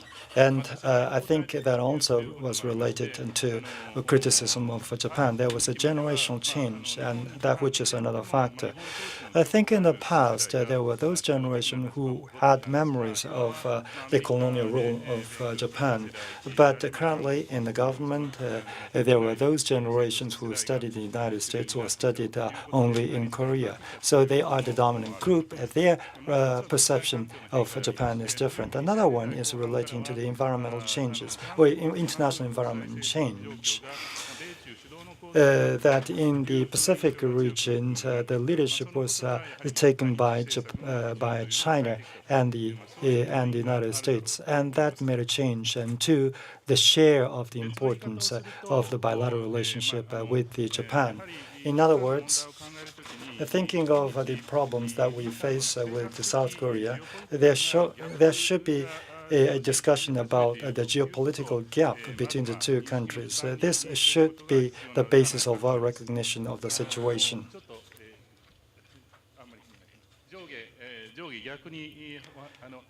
It should be reversed. First, I would like to talk about Japan. As Mr. Yachi mentioned, Japan is a marine state, in particular, or maritime state. In the southwest region, there is a conflict between the United States and China, and that is a big political issue. But viewed from Korea, as far as Korea is concerned, South Korea is not a maritime state, instead a peninsula state. The geopolitical position is different. Ambassador Armacost mentioned in his presentation, North Korean regime's actions are going to be the most important thing for their security for South Korea. From that viewpoint, alliance with the United States is important, but equally, it is important for South Korea to maintain good relations with China. This is dictated by the geopolitical position. Therefore, the collaboration and cooperation between the United States and China is going to be a pillar for the security of South Korea. And at the time of the emergence of China as a maritime power, it is a big issue, and it poses a lot of threat and issue to Japan. But viewed from Korea, it focuses their interest in the Korean Peninsula. So there is a difference between the two countries in terms of the national interest. Then, what should be the approach Japan should take? The first thing is, needless to say, the stability of the Korean Peninsula, which is the core interest of Japan. And I think this issue has not been changed. And in addition to that, it's important for the bilateral relations to be maintained in good conditions, but that doesn't automatically mean that the two relations have to be intimate. And I think this is something we have to learn as the wisdom through our experiences. In particular, the American influence in the region is extremely important. So far as their influence is there, it is not an essential condition for South Korea and Japan to have intimate relations. For Japan, its role is to indirectly support the stability of the Korean Peninsula. Japan should position itself in that role to be played. And this is supposed to be the last slide. What would be the specific and concrete actions to be taken? Not too concrete. However, the political dialogue is important. The historical recognition, or how the past Japan's colonial rule is to be perceived as an important thing. Historians and the lawyers and the bureaucrats, they have to maintain dialogue channels. However, at the same time, in other areas, or areas other than political arena, we should not forget expansion of other areas, such as economic and cultural exchanges. Despite the political tension, there is an improvement or the expansion of the relations in those areas.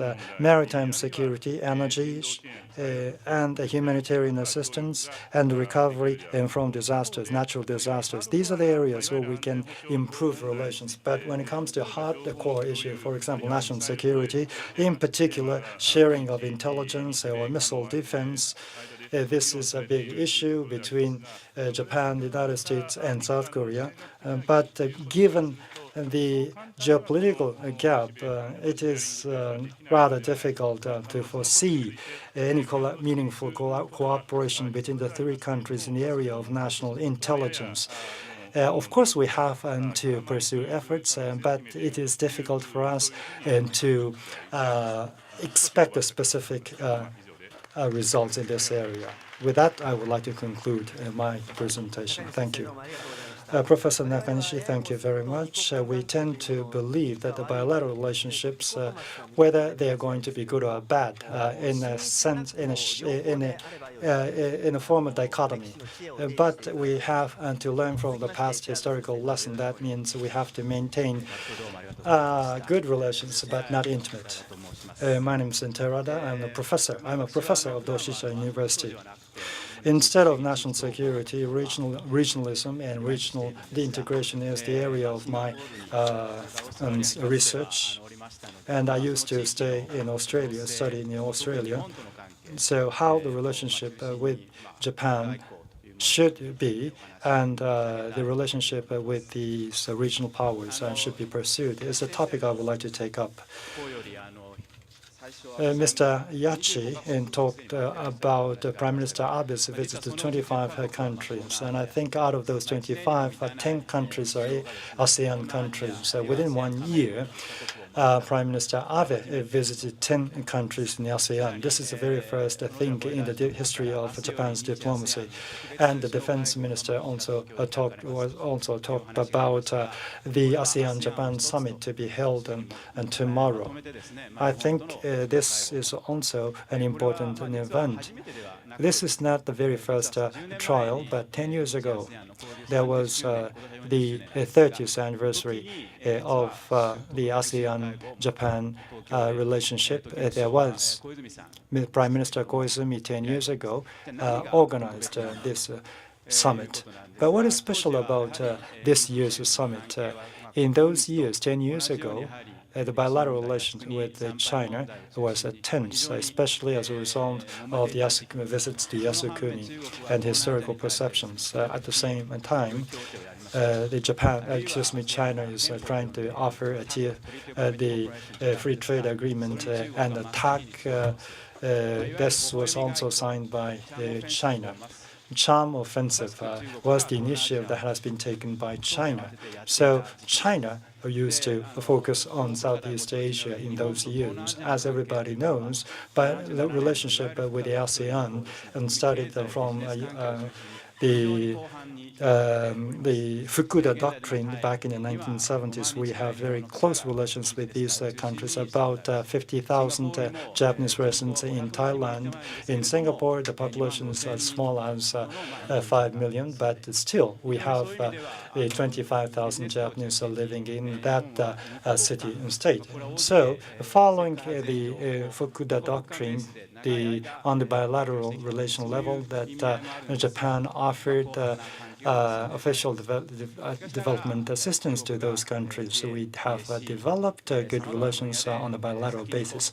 But on the other hand, China is trying to catch up with Japan in their relations with ASEAN. And that's how the situation was 10 years ago. And then this year, the situation, the relationship with ASEAN is also considered special. There are 2 summit meetings when it comes to ASEAN leaders. They were quite busy, and they can't meet quite often. And another special aspect is that the ASEAN leaders get out of their countries and to come to Japan to have a summit. This also means a special aspect, and therefore, this is going to be a multilateral and bilateral approaches are going to be employed in order to improve ASEAN relations with the ASEAN. And the Japan tries to offer to solve common problems together with them. Now, what kind of relationship has to be pursued with the ASEAN countries? Nothing particular, nothing new as far as my proposal is concerned. We have a very solid relationship in the area of business. Number one, the investment, in terms of investment, Japan is considered number one for most of those countries. But what is most problematic is the national security concerns. In South China Sea, there was an issue of assertiveness, as the previous speaker mentioned. There is a very aggressive policy that is pursued by China on the bilateral basis and on the multilateral basis as well. The strategic aspect has to be added in the area of defense, diplomacy, and strategic relations. That kind of aspect has to be emphasized. By doing so, comprehensive relations can be built between Japan and ASEAN countries. This is something Japanese government wants to establish. As far as the Philippines is concerned, Japan is the only FTA partner. And in terms of investment and trade volume, Japan is the biggest top player and partner. And Prime Minister Abe and President Keio agreed to rent 10 patrol boats to the Philippines. The Scarborough Islands, that is the contentious area between China and the Philippines, and so close surveillance is going to be carried out with the assistance from Japan. It is not only a matter of relations between the Philippines and Japan, but also together with the relations with the United States. Currently, as a result of the assistance given after the typhoon, we can maintain good relations. In Tokyo, there's going to be the summit meeting, and we are very much interested in what kind of comments are going to be made by the ASEAN leaders. Now, more specifically about China. China has a strength in relation with the Southeast Asian countries. That is the economic assistance. 300 trillion yen is the amount of the foreign reserve. Infrastructure-related projects within a longer period and with a preferential treatment of the credit. And so ASEAN countries, there are several of them in favor such assistance from China. And among ASEAN countries, there is a trend that they should favor the position taken by China. So ASEAN countries are going through the so-called rebalancing of China. There was aggressive policy taken by the China, and there is China has been perceived as a major threat, and that dampened the relations with the Southeast Asian countries. But they are now trying to change their perception. That also means that there are some concerns that arise among ASEAN countries with regard to the U.S., the Obama administration's stance, APEC or Southeast East Asia Summit. President Obama did not attend these meetings. So China is capitalizing on that kind of the absence of the United States in the theater. Asian infrastructure, the bank, is a proposal that has been made by China. Their intention is not to get U.S. dollar involved. And that proposal is received by with a favorable response.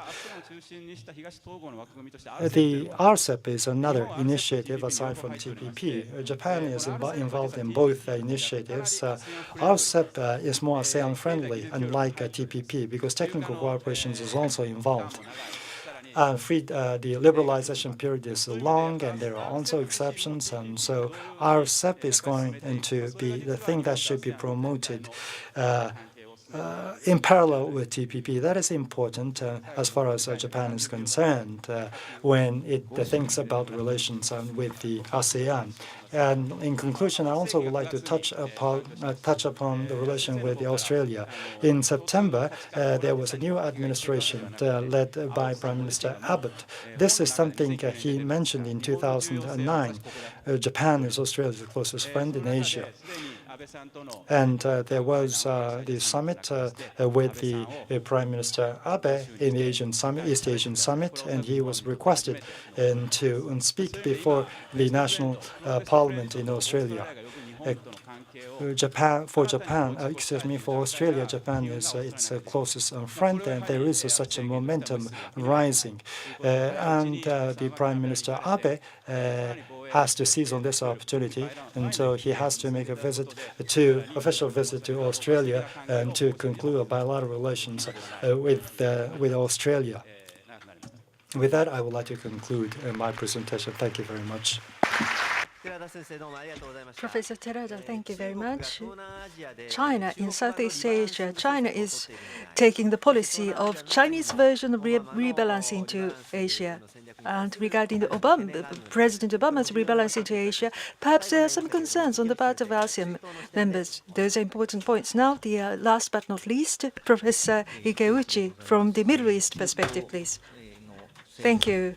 About the Middle East politics, Muslim political thoughts, those are my research subjects.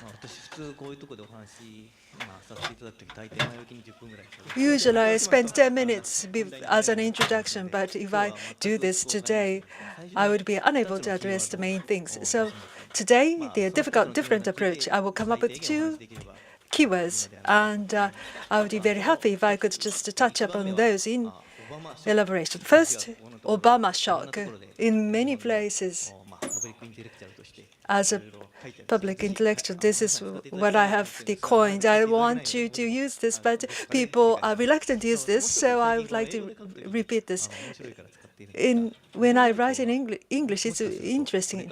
Regarding Japanese diplomacy, perhaps Japanese diplomacy must become another Lexus. So what is Lexus? It's not the Toyota car. It might become a concept in the Japanese policies. Then in that case, I would like you to be a witness that I am the kind of a godfather of that word. Now, first about the Obama shock. August this year, August 31st, if my memory serves me correct. This is about Syria. The Assad administration, in the conventional weapons, he kept murdering many Syrian people, and chemical weapons, he used them, and that, to a certain extent, was proved. And in response, President Obama made the decision that clearly showed that he was contemplating a military attack. But in the next speech, in the first half, Then there was a very strange expression that he made the decision to attack Syria, but then that should pass the Congress. So that was indeed a big pivot, and the world was surprised. Japan is a peaceful nation. We do not want wars. But then there is an important issue here. The allied countries in the Middle East and those allied countries with the United States who are in the Middle East, and on the Middle East issues, there are those allied countries in the world who have worked in step with the United States. Now, a typical country is the France. They were startled. They worked in concerted efforts with the United States. Now, while the UK was, in a way, stepping back, France was almost ready to join the attack, almost ready to fly the bombers. And President Hollande, who supported President Obama very clearly, and without any prior consultation, probably. Then there was a big pivot or development. And then I call this Obama shock. So what do I mean? The U.S. deterrence. Their security policy matters concerning not just the United States, but issues that are very important to allied countries in the world. The President Obama's words, perhaps they are not that reliable, that people cannot really foresee what that actually means. I think there was such a big shock. The allied countries in the Middle East area and the other allied countries in Europe or allied countries in East Asia. Deeply, I think it affected these allied countries. I'm using the word allied countries or allied. Maybe this English translation may be lacking because allied countries or allied individuals, or those are the allied individuals that can be leaders, or in the case of Japan, the allied persons who are bureaucrats. The allied countries or allied individuals cannot be distinguished very easily when we just say ally or allies. That might be having a serious impact on the policies concerning allies. I may want to say that because the relation between the countries will not change that rapidly, because for US and Japan, when certain conditions exist for their allies, that doesn't change, but that allied countries are not just supported by the countries, there are people, there are political leaders involved, bureaucrats involved, or diplomats, or people in uniform, military personnel. Concerning the alliance with the United States, sometimes people support that. Sometimes people may not like it, but they pursue this anyway because of the decisions. But after making a certain strategic selection, they do this. Now, the other country's president, if abruptly changes one's policy, then those people, the allied individuals, with almost politically dead, allied individuals in other countries, especially in Middle East, very often those allied individuals have been attacked in a way almost figuratively killed, and that was shown in Syria. The President Obama was leaning forward to resolve issues with Iran, or kind of a reconciliation with Iran. So far, the U.S. policy was to contain Iran, and there are many U.S. allied countries and the political leaders, but they are punished for their support. They were indeed punished. And on the contrary, those countries who were against the United States, they were rewarded. And that kind of a phenomenon was seen in the case of Syria and also in the case of Iran. In the Middle East, this is what we saw.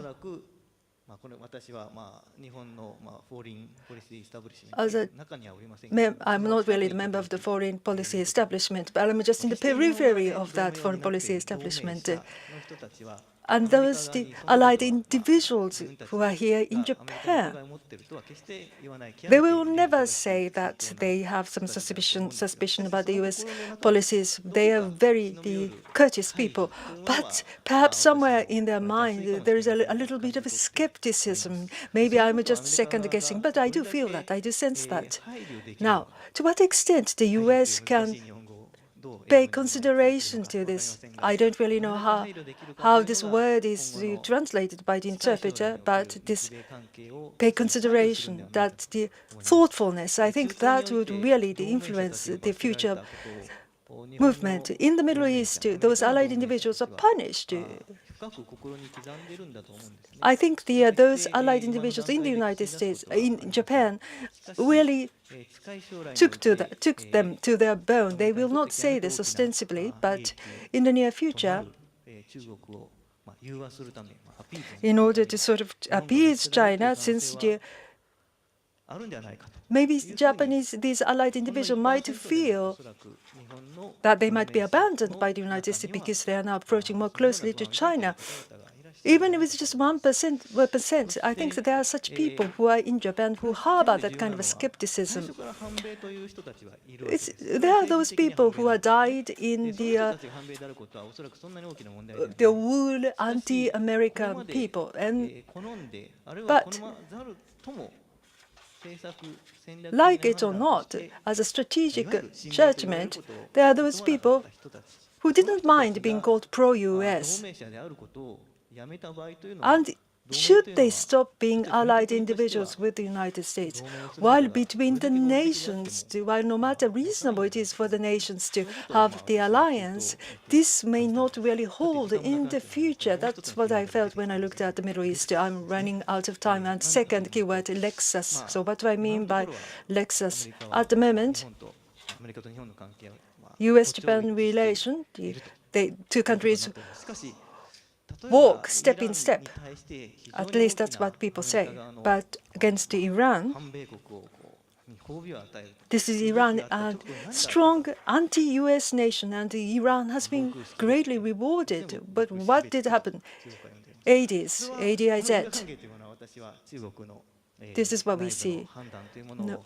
Regarding the causality, since I cannot wiretap any communication in China, I can't pass any judgment, but viewed from outside, what would they think? The US, they want to appease the major regional power. And by so doing, maybe Japan is trying to withdraw from various regions in the world. It wouldn't be impertinent to think that that's the China's view. So using that as a reason, perhaps China went on to establish the ADIZ. Maybe I'm just second guessing, but I think many people tend to perceive it this way. What are the facts? In the case of the diplomacy, those are confidential. It's possible that they may never be revealed in the future. So, perception is important in diplomacies. In this perception area, Syria, Iran, abrupt policy changes by the United States, I think, had a major impact in East Asia as well. So should there be a major policy that are very detrimental to Japan? Should that happen, what would happen? Kowtow diplomacy to China. I don't think Japanese diplomats or diplomatic authority would adopt such a measure. But with regard to the relation with the United States, if those allied individuals are politically killed, then they would no longer pursue this US-Japan alliance. So what should Japan do? What should Japan be prepared for? Allied countries, allied individuals, we had a similar experience. There are many in the world. In Syria, because of the abrupt changes. Again, in Iran, there are many abrupt changes. Turkey is a good example. After that, as a regional major country, that they resumed diplomacy. in the region. Saudi Arabia, in the UN Security Council, they said no to become the non-permanent member. Some people might call that action to move childish, but that country has various kinds of leverage to move the Middle Eastern countries, and that's what they're doing. Egypt is another example, but they were allied allies with the United States. The U.S. is a great country anyway, resourceful, with development and technology. The countries that have the great resources, technological prowess, those are the allied countries in the world with the United States. Should in the future there is a major policy switch by the United States vis-à-vis China, perhaps Japan can enjoy the relations with those former allies. Maybe not a hub and spoke and just a donut. In terms of the allies, we can just enjoy the cream. And this is what I want the diplomatic authority to think. League of ex-US allies. League of ex-US allies. That stands for Lexus. Thank you so much for your kind attention. Thank you very much. Obama shock regarding the Middle East diplomacy that might have an impact onto this region. Under the concept of a Lexus, Japanese diplomacy could be considered. Thank you for the interesting perspective. Thank you very much for the initial comments of other panelists. There will be a brief break. This will resume from 4:15. Please write down your question on the question paper. Please hand it to the staff. The questions may be used. We will start from 4:15. Thank you.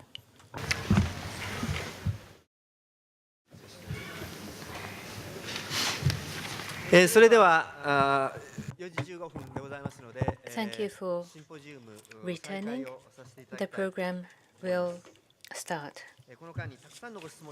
Thank you for the large number of questions. In the first half, we started with Professor Yachi, and 5 panelists presented their comments and views. In this second half, Ambassador Armacost has kindly joined us, and therefore we would like to ask the ambassador for his comments after the panelists' comments. Well, let me make 2 or 3 remarks. One is, I don't know precisely what Susan Rice was talking about. It has always been pretty easy for me to determine who our natural friends are. Japan, as Yachi-san mentioned, is a maritime trading nation. So are we. We're a democratic country. So is Japan. We're a status quo power. I think so is Japan. We don't mobilize our power in order to revise the map or anything. And these are very important qualities. China is not a maritime power. It's becoming one. And it has a tradition in that area. But it seems to treat, in some respects, the exclusive economic zone as if it were an extension of its territorial waters. And the ADIS that it announced was, in some respects, treating airspace out to more than 600 kilometers, so we're part of their territorial airspace. That's not status quo. It's a country that faces huge internal challenges. And I think under those conditions, the history of our relationship with Japan and the cooperation we enjoy with you, not least in the security sphere, becomes even more important. Now, China, mind you, is extremely important to the United States because of the size of our economic relationship, but we're feeling our way, and as I said in my more formal remarks, I don't know quite what the Chinese have in mind with this new great power relationship other than to avoid, they hope, the historical pattern of emerging powers running into conflict with established powers. And I think that's, as I said, a worthy objective, but they've got to display some restraint. I believe in 2010, their claims in the South China Sea were very expansive. They sought to shield North Korea from the diplomatic consequences of militarily aggressive moves against South Korea. They used bullying tactics with respect to Japan following the maritime incident near the Senkaku Island. And Asians reacted, as one should expect they do. They didn't like it. And I think it's well to keep in mind the fact that China, however much it may feel its oats and feel its increased power, has 14 neighbors, many of them quite formidable. Second largest nuclear power, second most sophisticated economy in the world, second most populous nation. And they've learned from bitter experience that the Koreans and the Vietnamese, for example, are no pansies, they're no pushovers.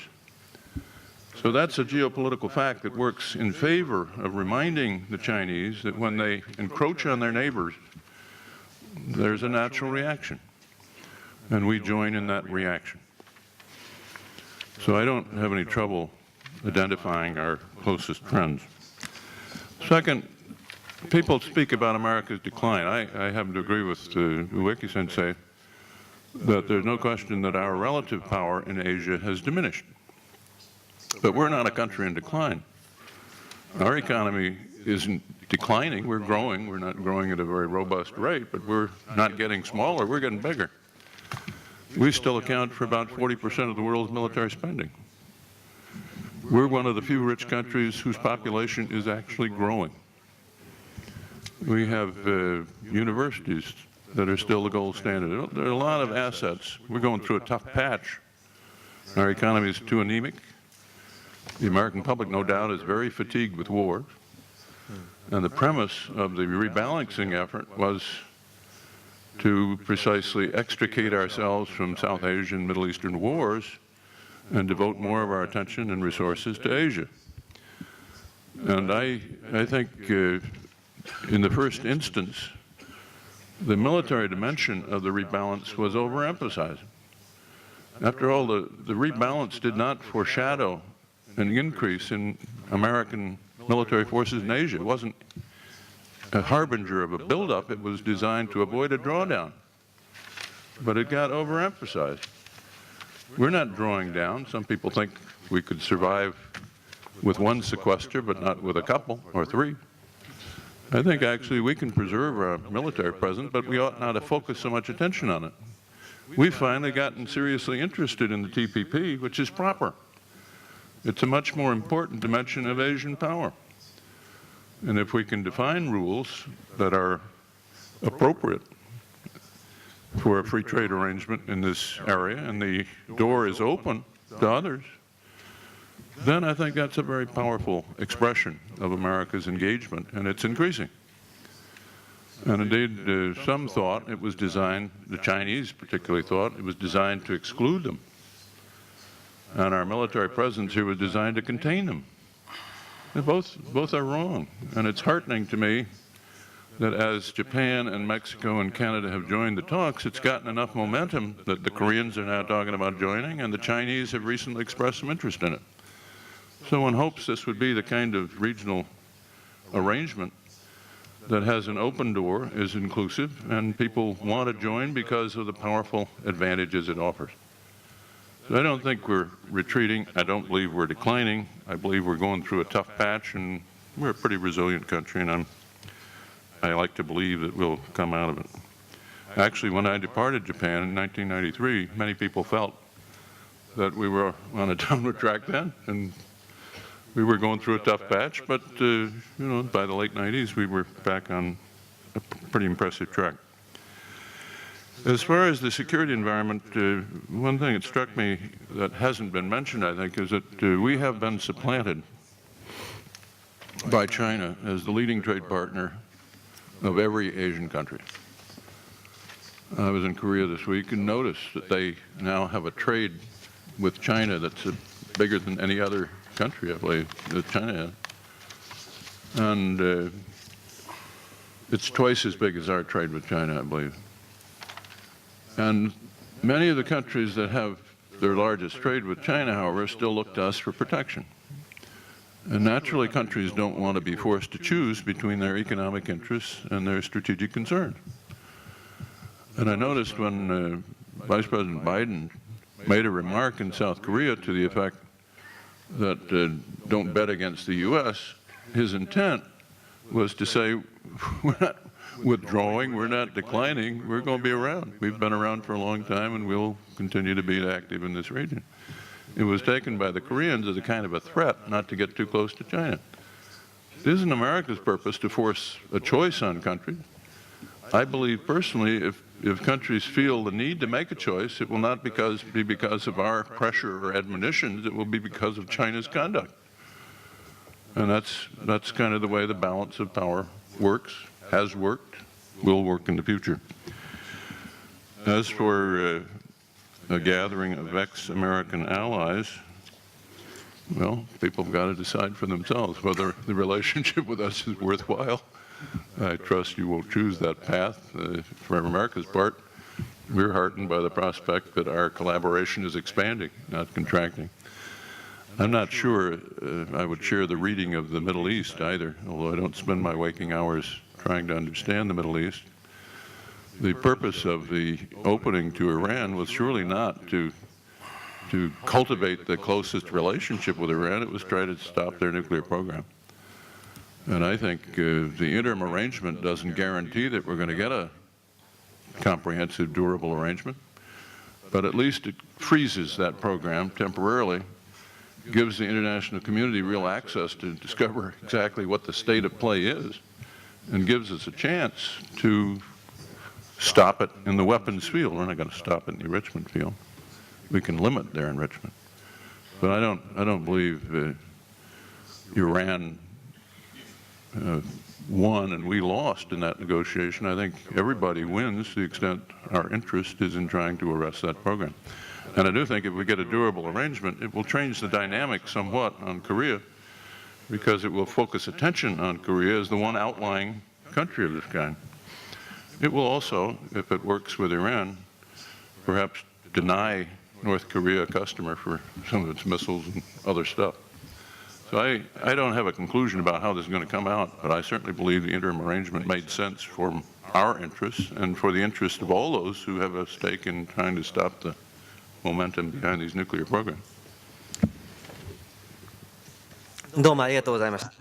Thank you very much.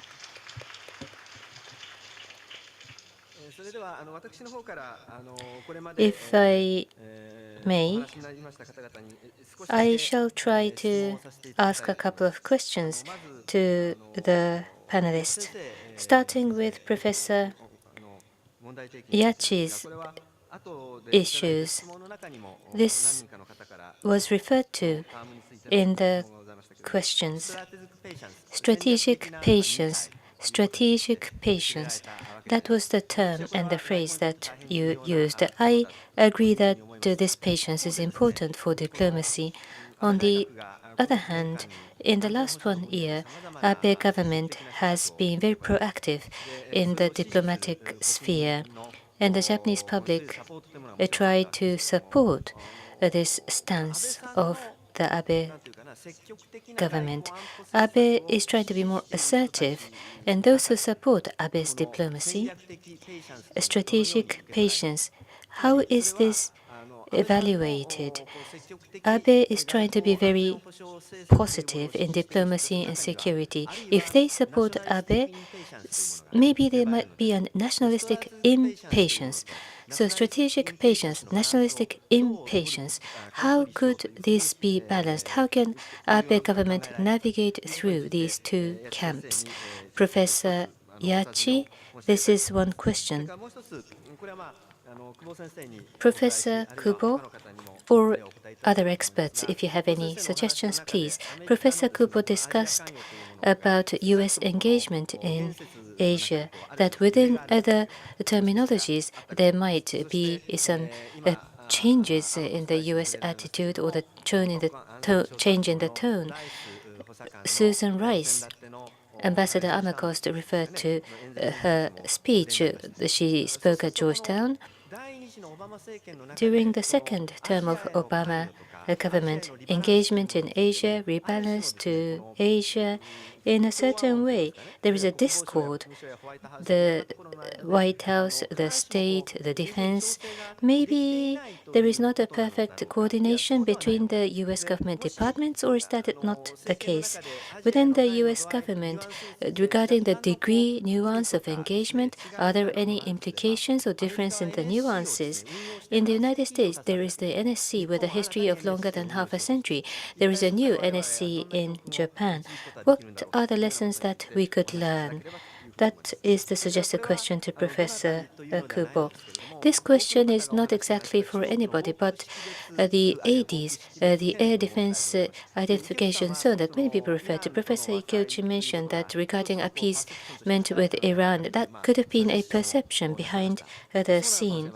Maybe, but from my naive perspective, as I look at China's assertion of this zone, ADIS, it was a very poor timing because Biden was right before traveling to Asia.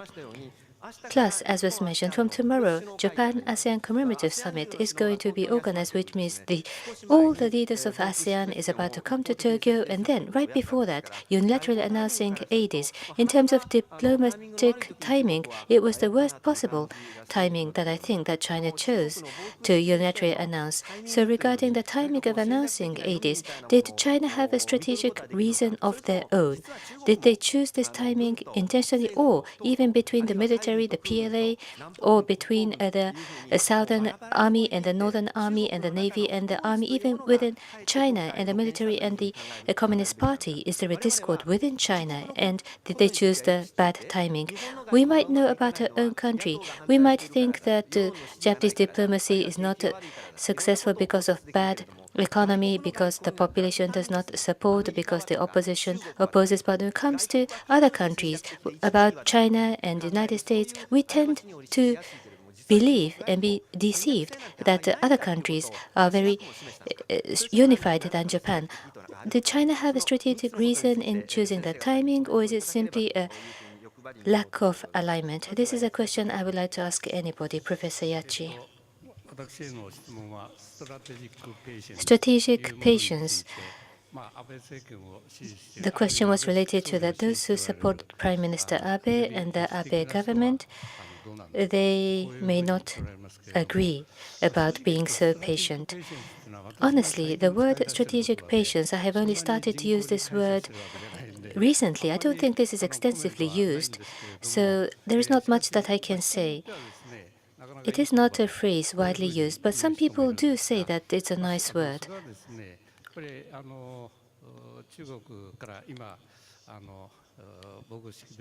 So you did ask about China and the unilateral announcement of the zone. The timing might not have been exactly good, but China has shown poor timing also in the past. And every time, should Japan react emotionally?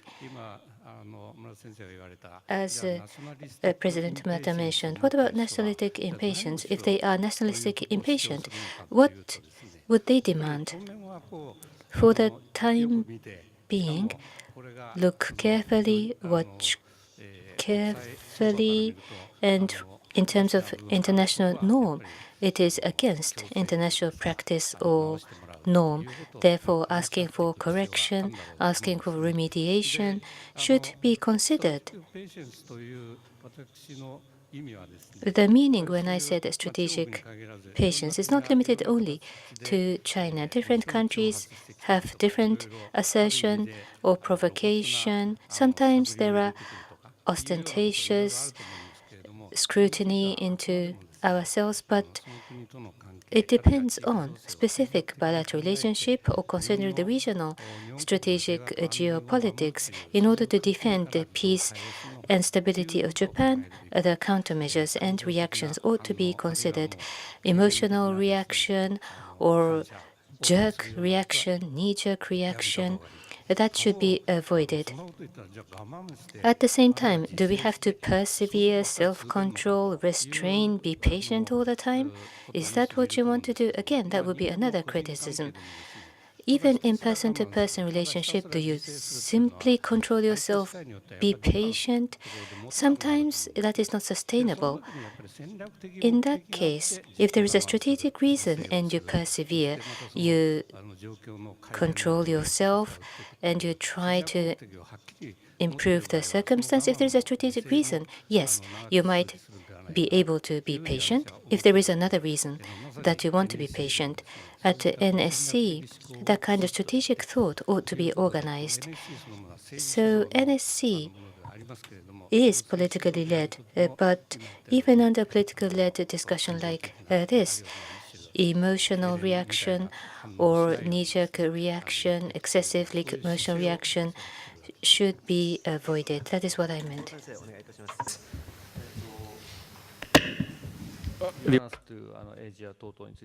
About rebalance, you had the question. Also, there was a question with regard to NSC. To think about it, rebalance, then first pivot to Asia, and then it was expressed as rebalancing. How wise were they to express these things? Some of the American are questioning. The European feel that, oh, now they are leaving us, and the Middle Eastern people feel that, oh, US are leaving us, and so excluding Asia, the people feel that way. And China is angry.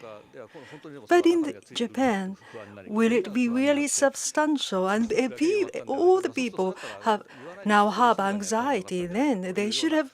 Perhaps it might have been better if the U.S. had been more quiet. Maybe I'm just half joking. I'm just being very cynical. But some people do see it this way. At the end of the first administration, President Obama delivered nice speeches concerning Asian issues.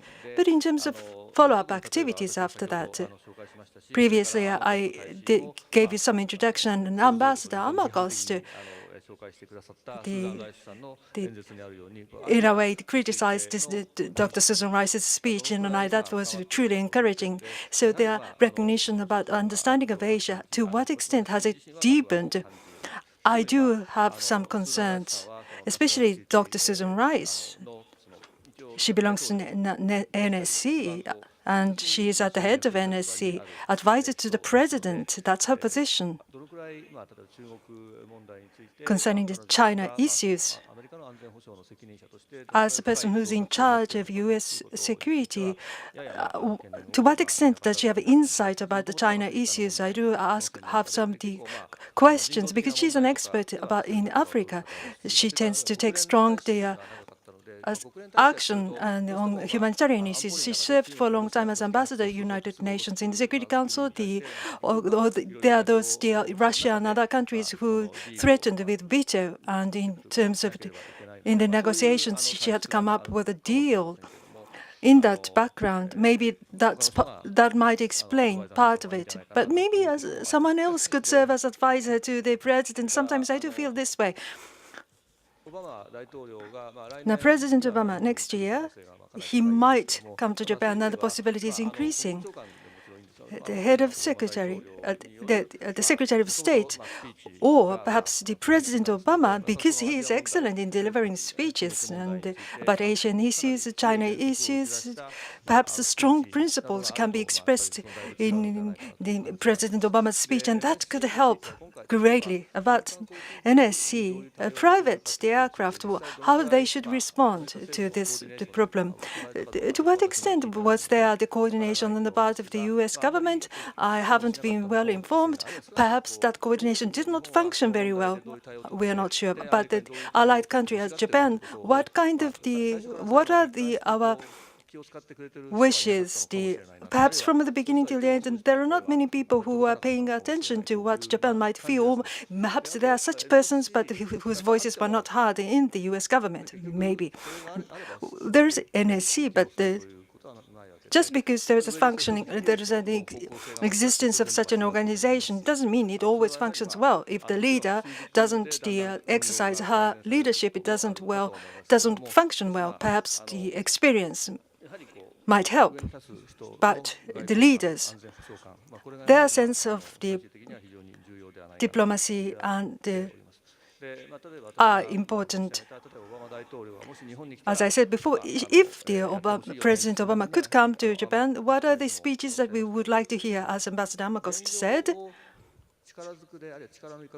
regarding the status quo, with the force of power, trying to change the status quo, that's against the international norms after the last war, and that's a taboo that shouldn't be done.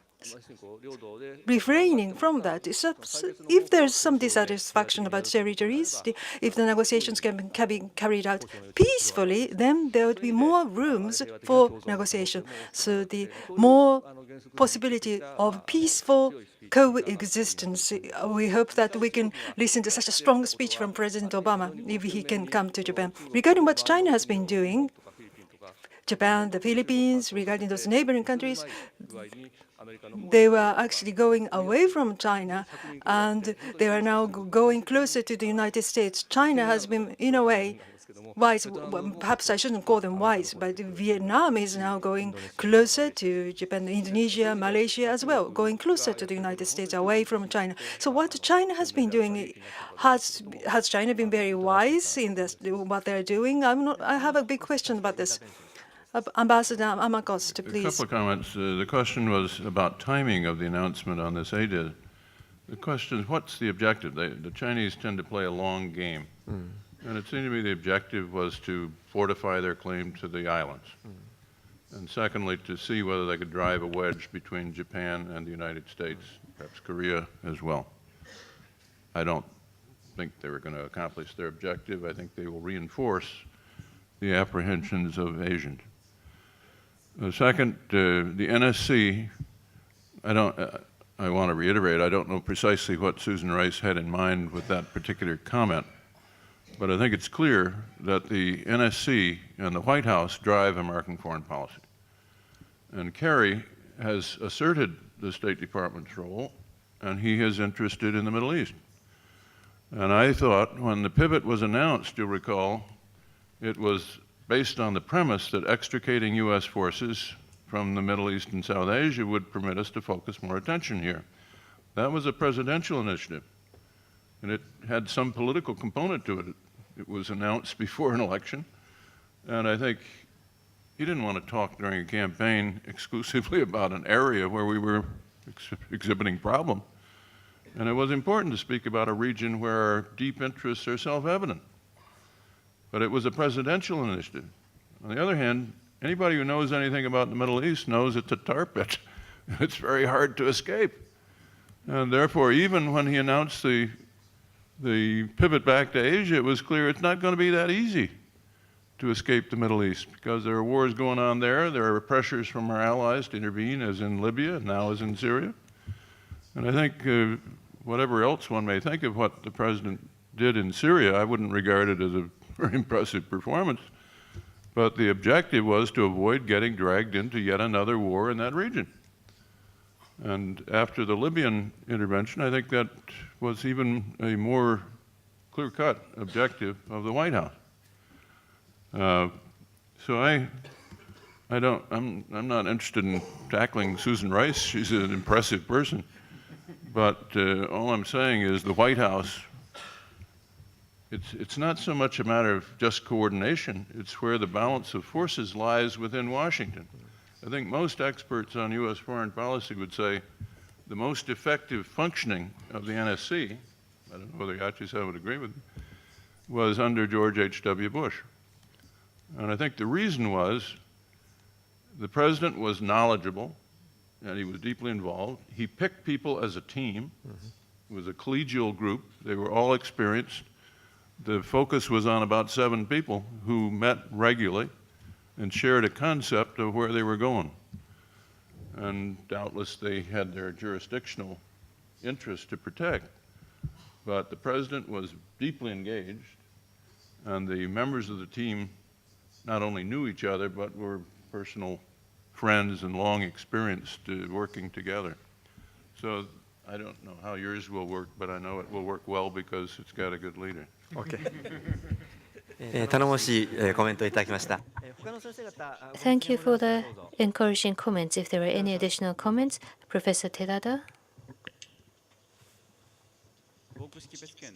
About the ADIS, about the announce, why was that timing by China?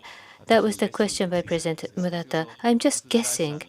There was a comment about what Susan Rice said, and Mr. Biden, the Vice President, he visited the 3 Asian countries, and in between these events, maybe that was the timing.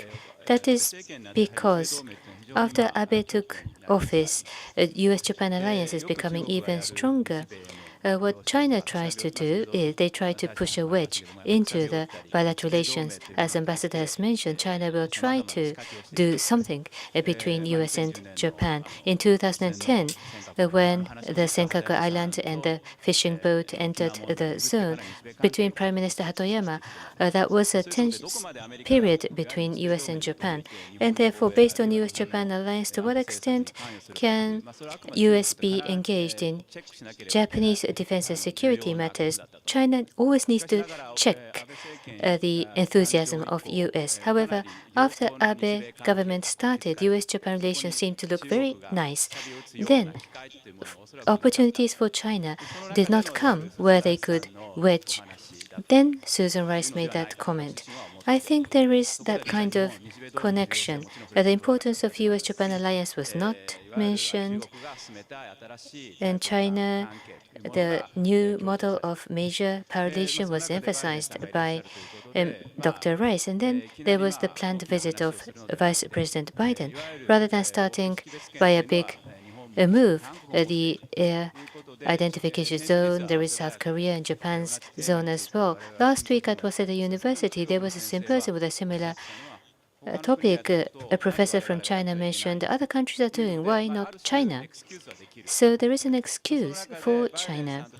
But the Chinese leaders met directly with Biden. They wanted to see the direct reaction, and Biden was in Japan before coming to China. And that was very convenient because between U.S. and Japan leaders, they will definitely talk about China's announcement, and China will check the discussion, and then Biden will talk with President Xi Jinping or Premier Li Keqiang. But what was a miscalculation of China was that South Korea also raised their concern. Another miscalculation is that even Australia made a very strong reaction, which was unexpected on the side of China. Thank you. Well, we are running out of time, so the floor is open to questions, and we have received a lot of questions. We are not able to cover all, entertain all the questions. Some questions are overlapping, and I have summarized some of those questions. The first question is addressed to Mr.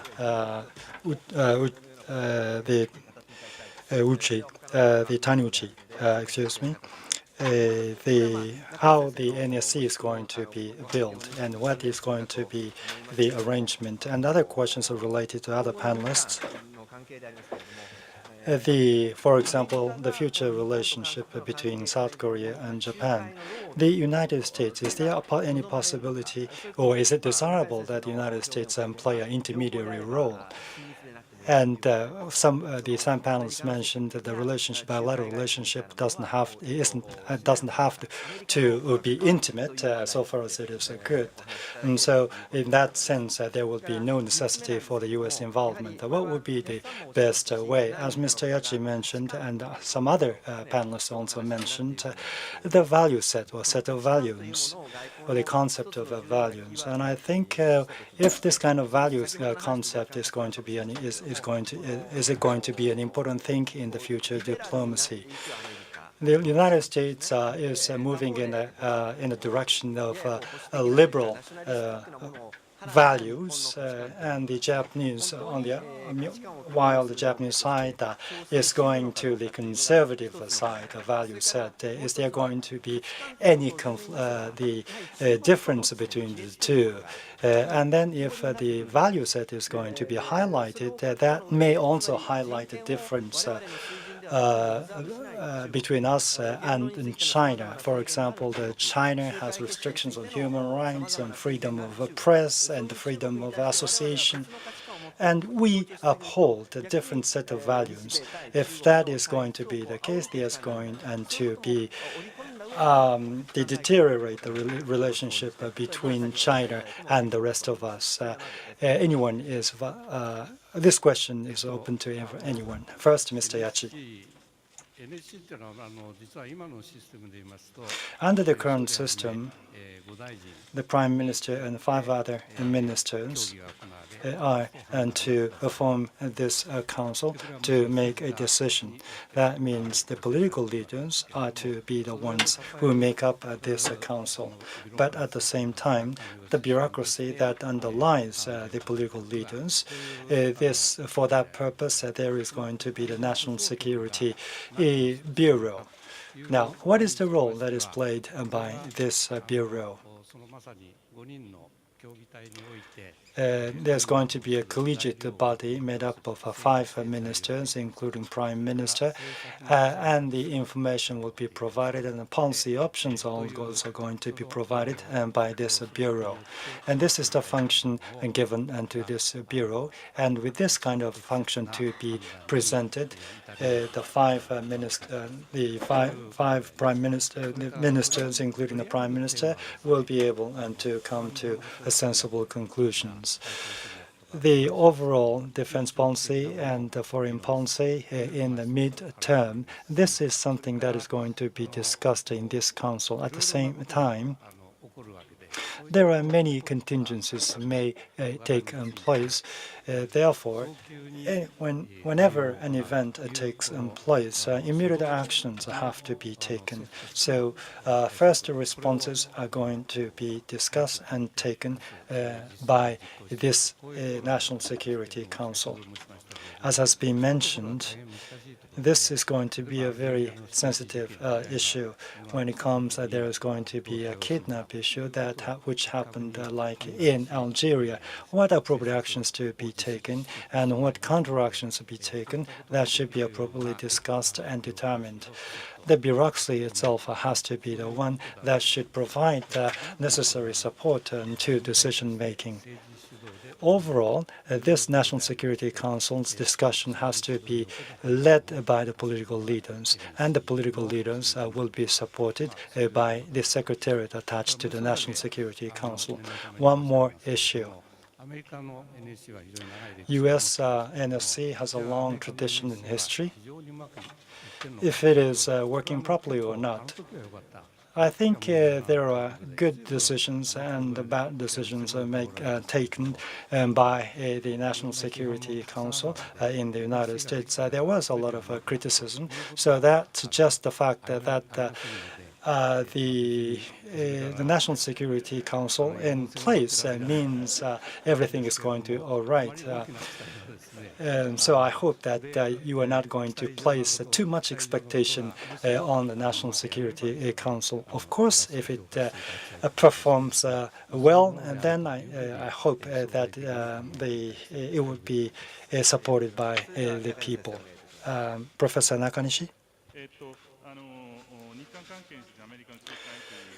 Well, the U.S. involvement in the bilateral relations between Japan and South Korea and the strategic patience and NSC, I also would like to touch upon that. Somewhat different from the context of the strategic patience, but going forward at NSC, this issue of a strategic patience is going to be integrated into the overall policy making, which is going to be very important. As Mr. Onodera mentioned, there are going to be the gray zones. That means the crisis management situation is going to occur. That means as Japan builds up its defense, and that opens up more options, either diplomatic or the military options. If there's going to be a critical strategic moment for Japan and to seize, that, for example, that if it results into the military option, that may satisfy the national sentiment, but from the viewpoint of the diplomatic and international relations, strategic patience is going to be a very important thing, which will be demonstrated by diplomatic actions. On those occasions, that kind of strategic patience has to be upheld by political leaders, and that is extremely important. So I hope, Mr. Yachi, your role is going to be extremely important. Now, turning to the bilateral relations with the South Korea, there are a lot of things that can be done by the two countries. So when it comes to the historical perception and recognition, I don't think that the United States is able to intervene and to provide the specific directions. But on the strategic matters, there are going to be many things that the U.S. will be able to get involved. For example, the missile threat from North Korea, that Japan may be able to strike the missile launch sites in North Korea. But if such a strike is going to be carried out, that it is going to be extremely important to maintain strategic and military relations with the South Korea and the United States. So that kind of issue has to be discussed among the three countries. There should be the U.S. help to build unstable relations, and within that broader context, strategic interests should be taken care of.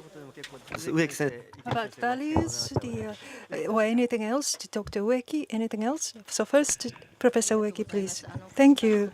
About values. And also ADIZ, just a little comment on ADIZ.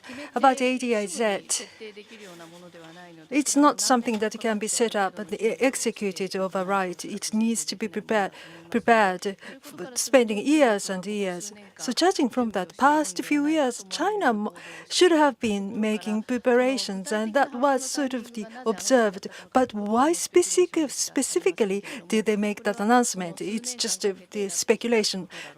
They must have spent years. According to Professor Terada, very strategic, very reasonable, very long-term minded, but maybe they are not that thorough. That's my personal view. So there was it was an announcement with a lot of fanfare as I looked at the homepage, but it is the Department of Foreign Affairs that's handling this. So between the defense and the foreign affairs, there might have a good coordination, but the foreign affairs are not the policy decision maker. And they were just beginning to show some gesture to alleviate the anxiety between Japan. So again, I have a question mark.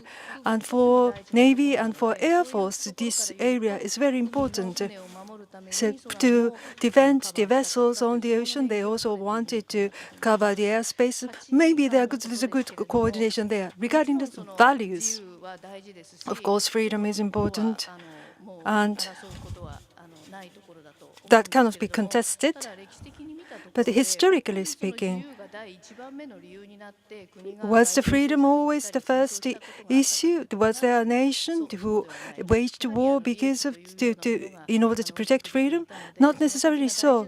The interests were important. So just because it's important to stick to freedom, supporting one nation, that's fine, but that doesn't necessarily mean that the alliance can become strengthened. It may not be that strong. The freedom. The United States, when I see for instance, President Nixon, there was the revolution of cultural revolution, but still, we did see what happened.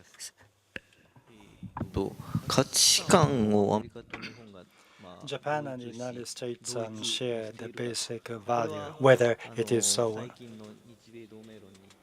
I think it harks back into the U.S.-Japan security theory, and I think this has been discussed in the broader context. Relatively speaking, in the overall context, Japan's uniqueness in the historical context. If you look deeper into that, which side is Japan going to side with? I think at the end of the day, it is going to be the United States and Australia from the viewpoint of value concept. But whether it is also shared by Australia or the United States, when a strategic option is to be selected, whether it is going to be still viable or not, it is questionable. But still, from the viewpoint of Japan, it is important for us to share this kind of value concept. But at the same time, Japan should refrain itself from the realistic point of view, refrain itself from believing that the partners also believe in the same values.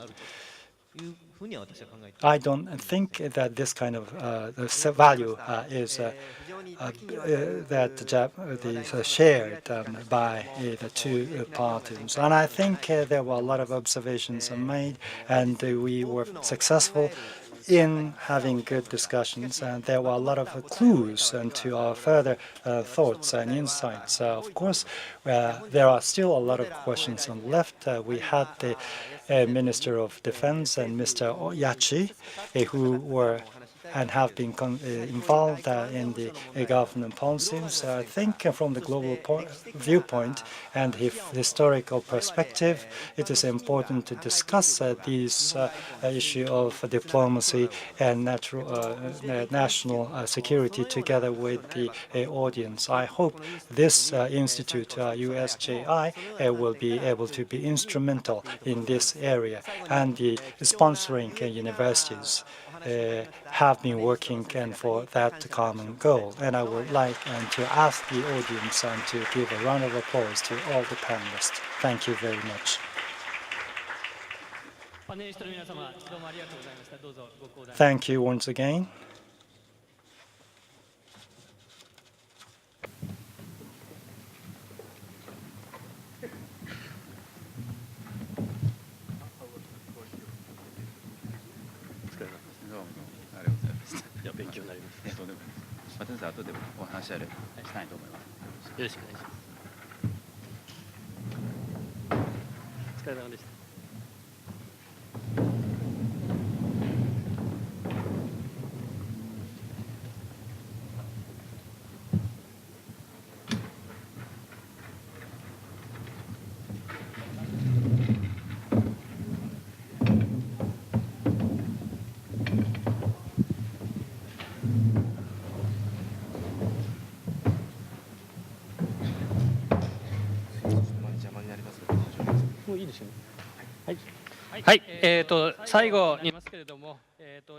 Lastly, I would like to invite Professor Mr. Professor Tsuji Nakayutaka, Vice Chair of USJI and Executive Advisor to the President of the University of Tsukuba, to make closing remarks. I am the Vice Chair, and I am also an Executive Advisor to the President of Tsukuba University. It is my great honor to make closing remarks on behalf of the 8 sponsoring universities. First of all, I would like to express sincere gratitude to keynote speakers and panel discussants. And my thanks also go to all the participants in the audience. Thank you. This symposium is to follow the symposium in the 50th commemoration of the U.S.-Japan Security Treaty, which took place in 2010. I believe that this symposium was able to make a contribution to our policy goals. Firstly, practical policy analysis based on academic researches into the U.S.-Japan relations. Secondly, nurturing the next generation of researchers that can contribute to the development of the bilateral relations. Thirdly, building an advocacy community for U.S. and Japan. Now, the topic for today's symposium is the first year of the Abe Administration and Directions for the Future, Diplomacy and Security Strategy. And the keynote addresses and discussions were carried out by the participation of experts and professionals with a lot of expertise and experiences, and it must have been extremely useful for young researchers and the students. I have been studying as a political scientist for 30 years, and quite stimulating for me as well. Ambassador Armacost and Mr. Yachi and Professor Murata, that he made a comment that the national strategy and public policy has to be made within the long-term context of 50 years and 100 years later. For past 15 years, eightfold in nominal terms and 4 times in real terms, China has made such a gigantic growth toward China and toward ASEAN and in the global community or international community. Our 8 sponsoring universities and our friends in the U.S. will continue to work together and to give solution to the problems we face. USJI is celebrating 5th year after the foundation in 2009. Originally, it was made up of 5 universities, but in April 2012, the number of sponsoring universities was expanded to 8 universities. And we regularly organized seminars inviting researchers of sponsoring universities in Washington, D.C. twice every year. I truly believe that scholarly communication or the communication of scholarly results and results has been consistently communicated to the United States. And this kind of the information that has been sent from the United States, the researchers and the professors of 8 universities are able to gain such information. Therefore, I would like to take this opportunity to express my sincere gratitude to the members of the Waseda University who served as the secretariat for this symposium, and all the members of the sponsoring universities. And also, my thanks go to all the participants. With that, I would like to conclude my closing remarks. Thank you very much. The symposium is going to come to a close soon.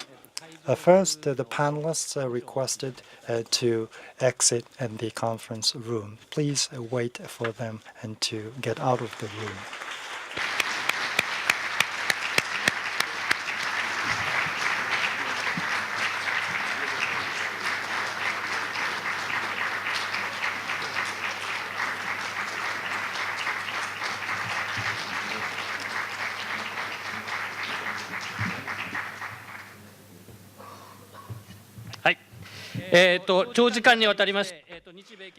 Again, thank you very much for attending this international symposium hosted by the USJI.